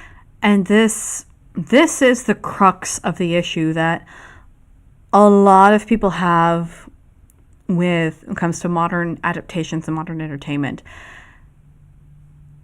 These modern adapters, they effectively remove whatever, they remove the author from their work. And you can argue like a death of the author, and sometimes that is applicable, especially with the likes of like H.P. Lovecraft, which, oh dear, let's not go there with his beliefs of black people. But like with Tolkien, and look, I'm not a Tolkien expert at all. I'm probably going to lose my nerd card here just for saying this, but I have not read the books or not seen the movie, but I can empathize with the fans' plight, because basically what modern Tolkien adaptations, they're basically removing Tolkien from Tolkien, and that is offensive in and of itself. And that's basically what Brennan did with this anime, trying to remove the mangaka. That's just her personal little touch to like say, hey, I'm here, this is my stuff, and effectively removing her. He's basically just removing the heart of the anime. And that's what a lot of these progs will do. They'll try and remove the heart of these properties so they can carve it out and put in their own shit. And then say, oh, this is mine now. And it's like, no! Fuck you! No, it's not yours. By the way, imagine 20 years from now when you get some progressives trying to adapt the Ripperverse books into like a series or a manga. Like somehow they get a hold of the rights. Can you imagine? Like, what the hell are they gonna do to try and adapt this shit into like something more progressive and something more like attuned to our values? No disrespect. I'm sorry if I called your stuff shit, Eric. That was not an insult towards you. It's just, it would be very, very funny to see them try. Because it's like, alright, try and turn the shit that was already in your wheelhouse and you're deciding not to do it anyway, but go ahead! As our dub, you don't have ownership over an adaptation of another artist's work. You aren't some fucking auteur like Goddard or Vaudeville or Lucas. You guys are flunkies for hire. Actually, Jell, you aren't even that, since you were actually not even formally hired. You were brought on as a friend. And that's even more embarrassing. And somehow managed to exercise enough control over a dub to literally remove an author's cameo. The fact that you basically held an author's cameo hostage in their own work is super rich. With regards to the quality of the dub, he said he took it from a 3 out of 10 to a 7 out of 10. Which, like, okay, Brendan, sure, let's go with that. The worst part about all of this is that Brendan is actually lying about the supposed transphobia in Lovely Complex. Brendan alleges that him and Marissa Lenti changed the original anime's dialogue from IDK, I don't like her, my trans radar is going off. This was due to the character Nobuko's initial dislike of Seiko, and that she didn't want to lose out to a trans femme. According to longtime fans, however, that was not in the original anime at all. Nobuko never had an anti-trans radar. The jealousy was always based on the fact that she had to compete with a new girl. Essentially, Brendan Blabber is not only a raging egotist, but a charlatan and a liar, who will literally fabricate fake instances of transphobia in order to justify artistic vandalism. According to series fans, he misconstrues the intentions of the original anime to make himself look better. And as we've seen before, this isn't really new with Brendan. This is his bread and butter, making things seem more foolish than they actually are in order to prop up his own content while putting others down. And that's the thing that always gets my goat when it comes to modern adaptation of older works, is they try to make the older adaptation sound much more incompetent than what they are planning to do. Like, I've mentioned before that my boyfriend is getting into comics, and the comic books that he is getting into is Conan the Barbarian, and I need to read the Conan comics myself. I'm planning on reading the Conan stories on Slow Down Sundays after December is over, but from what my boyfriend has told me, Conan is a hell of a lot smarter in the comic books than he is in the Arnold Schwarzenegger movies. And he has a much deeper character in the comic books, a much more nuanced character in the comic books than the modern perceptions of Conan the Barbarian is. Like, most people, when they think Conan, they just think big stupid brute. And that's not who he is at all in the comic books, according to my boyfriend. I need to get Tom on one of these streams at one point to talk about Conan. I think you guys would like hearing Tom talk about Conan, because he is really enjoying this series. Yeah. So it's not that I, as a doting girlfriend, am trying to mold him into a comic nerd like myself. I just thought, hey, you like Conan, I like comic books, you want to come to the comic show with me? And he just happened to find the Conan comic books. That's really all it was. Yeah, I did kind of push him in that direction, but everything else, that's on him. One of the things I've seen is how some of Brendan's fans are trying to downplay all of this, but there's a much larger consequence at stake here. Professionalism isn't just something that's done for fun, it has a point. With regards to basic artistic courtesy, it demonstrates basic human respect for the person whose vision you're helping bring to life. Art is one of the most vulnerable things a human can engage in, as you are putting part of yourself on display for the judgment of others. Even if you don't necessarily like the thing that you're working on, showing respect signals compassion and understanding and respect for my vision, and as a result is someone I would like to work with later on. Heck, since they supported my vision, maybe I'll even support them back in the future. Professionalism is also a mark of maturity. You're a fucking adult, but you're acting like a child. Not everything you do is going to scratch the ADHD centers of your brain and give you a... Yeah, it is a very childish way of looking at entertainment. I never got this whole idea of, I don't like it, and if I don't like it, no one else can enjoy it. And it's like, that's such a childish way of looking at art. And, crap. Please ignore the car and honking. Ugh, sorry. But I've even noticed this with, like, older people, where they are so judgmental to an art form, and they're like, I don't like it, therefore it shouldn't exist. And it's like, that is such an immature way to look at art. Oh, very relevant and very funny story that involves my late Nana, may she rest in peace. Years and years ago, this was right around when Harry Potter was getting its whole Satanism controversy in the mid-2000s.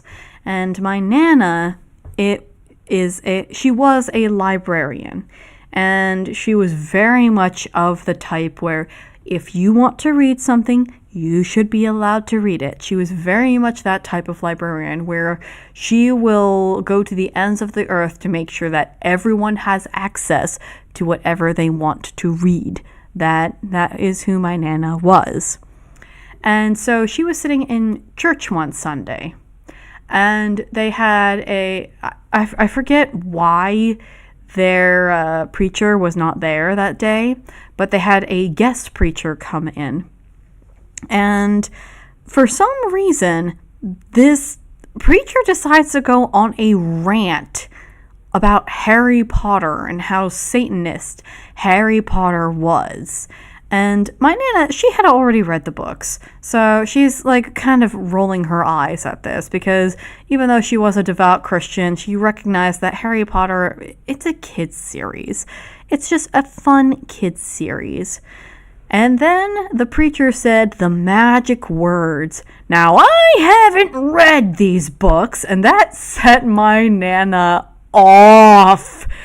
And by the time the service was over and they, the preacher was at the door greeting people, my Nana went right up to him. And she's like, how dare you say all this stuff about this book series when you admit you've never read it before? And she basically just tears him a new one. And my pop-up had to basically drag my Nana out of the church. She was so furious with this guy, and it's because he was trashing this book series that he never even read before and being all like, it conflicts with my taste, therefore I don't like it and nobody else should like it, me. And it's such a childish way to look at art. A dopamine rush, nor should it be expected to. Work is work. Showing that you're willing to stomach work that you don't like not only demonstrates maturity, but also signals reliability. It shows employers that this is someone that I want to work with in the future. This is what we call work ethic. And lastly, it shows a devotion to the arts as discipline. Accurately translating a dub and honoring the author's wishes shows your dedication to the continued preservation of art. It demonstrates to the person whose work you're adapting that you believe human expression is precious, sacred, and worthy of being preserved. Art's preservation is but the original artist's vision and intent being preserved for future generations. Jello has demonstrated that none of this matters to him. His fundamental lack of respect for Lovely Complex and his lack of basic impulse control when sabotaging another artist's work shows that he simply believes that he is above the standards that every working professional is held to. It's particularly insidious that he tried to sabotage a localization of all things. With regards to foreign works, localization is the last stage before a work of art goes to the public. The unfortunate reality is that mainstream audiences are naturally incurious and that a lot of people will not look up the original translations. Bad dubs can genuinely do a lot of damage and alter people's perception towards a work of art. It's one of the reasons why One Piece's reputation in the West was sabotaged for years. Jello's decisions were based on pure ego. Oh yeah, the pirate rap, the fact that they got rid of all of the killing. One of these days I'll react to. I've already watched the video, but there's this video talking about how the infamous 4Kids One Piece dub happened, and according to the YouTuber, they had literally had no idea what the hell they were purchasing when they got the One Piece dub. And they tried so hard to bend and break One Piece into making it a children's show, and they ended up completely ruining the show with their terrible dub. Not just because they had to, cut the blood, cut the like less PC things, but they cut out whole episodes and whole arcs because they didn't comply to 4Kids standards, and it ended up creating a lot of plot holes in the series. And yeah, and all that applies to modern comic book adaptations with modern characters. I still have no idea why Marvel went with the whole all new, all different Marvel right after the MCU got big and popular. Because then people will come into the comic book shop and they'll see all these new characters and they're like, who the fuck is this? Like, who are these? Why are they lecturing me about feminism? Why are they lecturing me about like gay rights? Like, what the hell is going on? I just want to see Captain America punch a Nazi. Why the hell is Captain America a Nazi now? Because political commentary or whatever. And you're doing a disservice, and it is, I guess I do consider it kind of a cultural adaptation or a cultural thing, because comic books are kind of in a league of their own, especially superhero comics. They're a cultural league of their own. Even though it is American comics and we are still in America, a lot of the newer generations, they don't really understand the cultural context of comic books anymore, which is a little sad. I'm not gonna lie. His fundamental lack of respect for his fellow artists means that he believes that their art is so beneath him that he, in his arrogance, believes that he alone should take it upon himself to correct their work without their prior consent. Make no mistake, this is artistic vandalism. Overriding another artist's work is a tragedy and should not be tolerated. The good news is that none of Jello's changes made it into the final dub, as they were caught early on. So, one of the worst parts about all of this is how this ends up playing into the negative stereotypes about localizers. A lot of industries exist out of convenience. There is a trust that we put into translators. A lot of industries are based on the idea of trust and goodwill. We physically do not have the time to do everything, which is why we outsource to specialties. Car repair, law, medicine. Similarly, we all don't have the time to learn an entirely new language. We're usually very busy. Jello's profound selfishness cannot be understated. The fact is, he believed that his right to vandalize another artist's work mattered more to him than how an entire industry is perceived. He demonstrated an incredible lack of care and respect. You hear that, Little Miss Antos? Little Miss Heather Antos?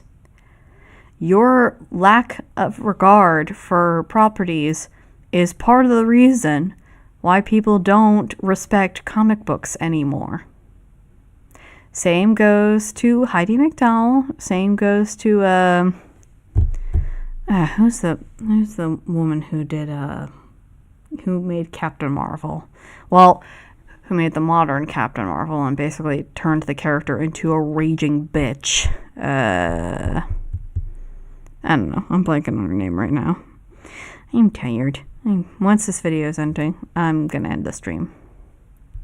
Respect not just for the artist whose work he's adapting, but also his peers in the industry. I'd recommend he get a job at a fast food restaurant, but frankly, I wouldn't trust him to make a Big Mac. He'd find a way to put toilet paper from the McDonald's bathroom on it instead of cheese and then tell me he fixed. Despite me not really being a big fan of anything Brendan has mocked, I still care. I care about how artists are treated online. I think we live in a culture and world that continuously disrespects artists and routinely exploits them, and the least we can do is learn to be more compassionate. On that note, hope you enjoyed this video. Feel free to like and subscribe, comment below, and let me know. Honestly, Yep. We're done with the that video. So yeah, I guess the entire thesis of this stream is, if you don't like it, find something else.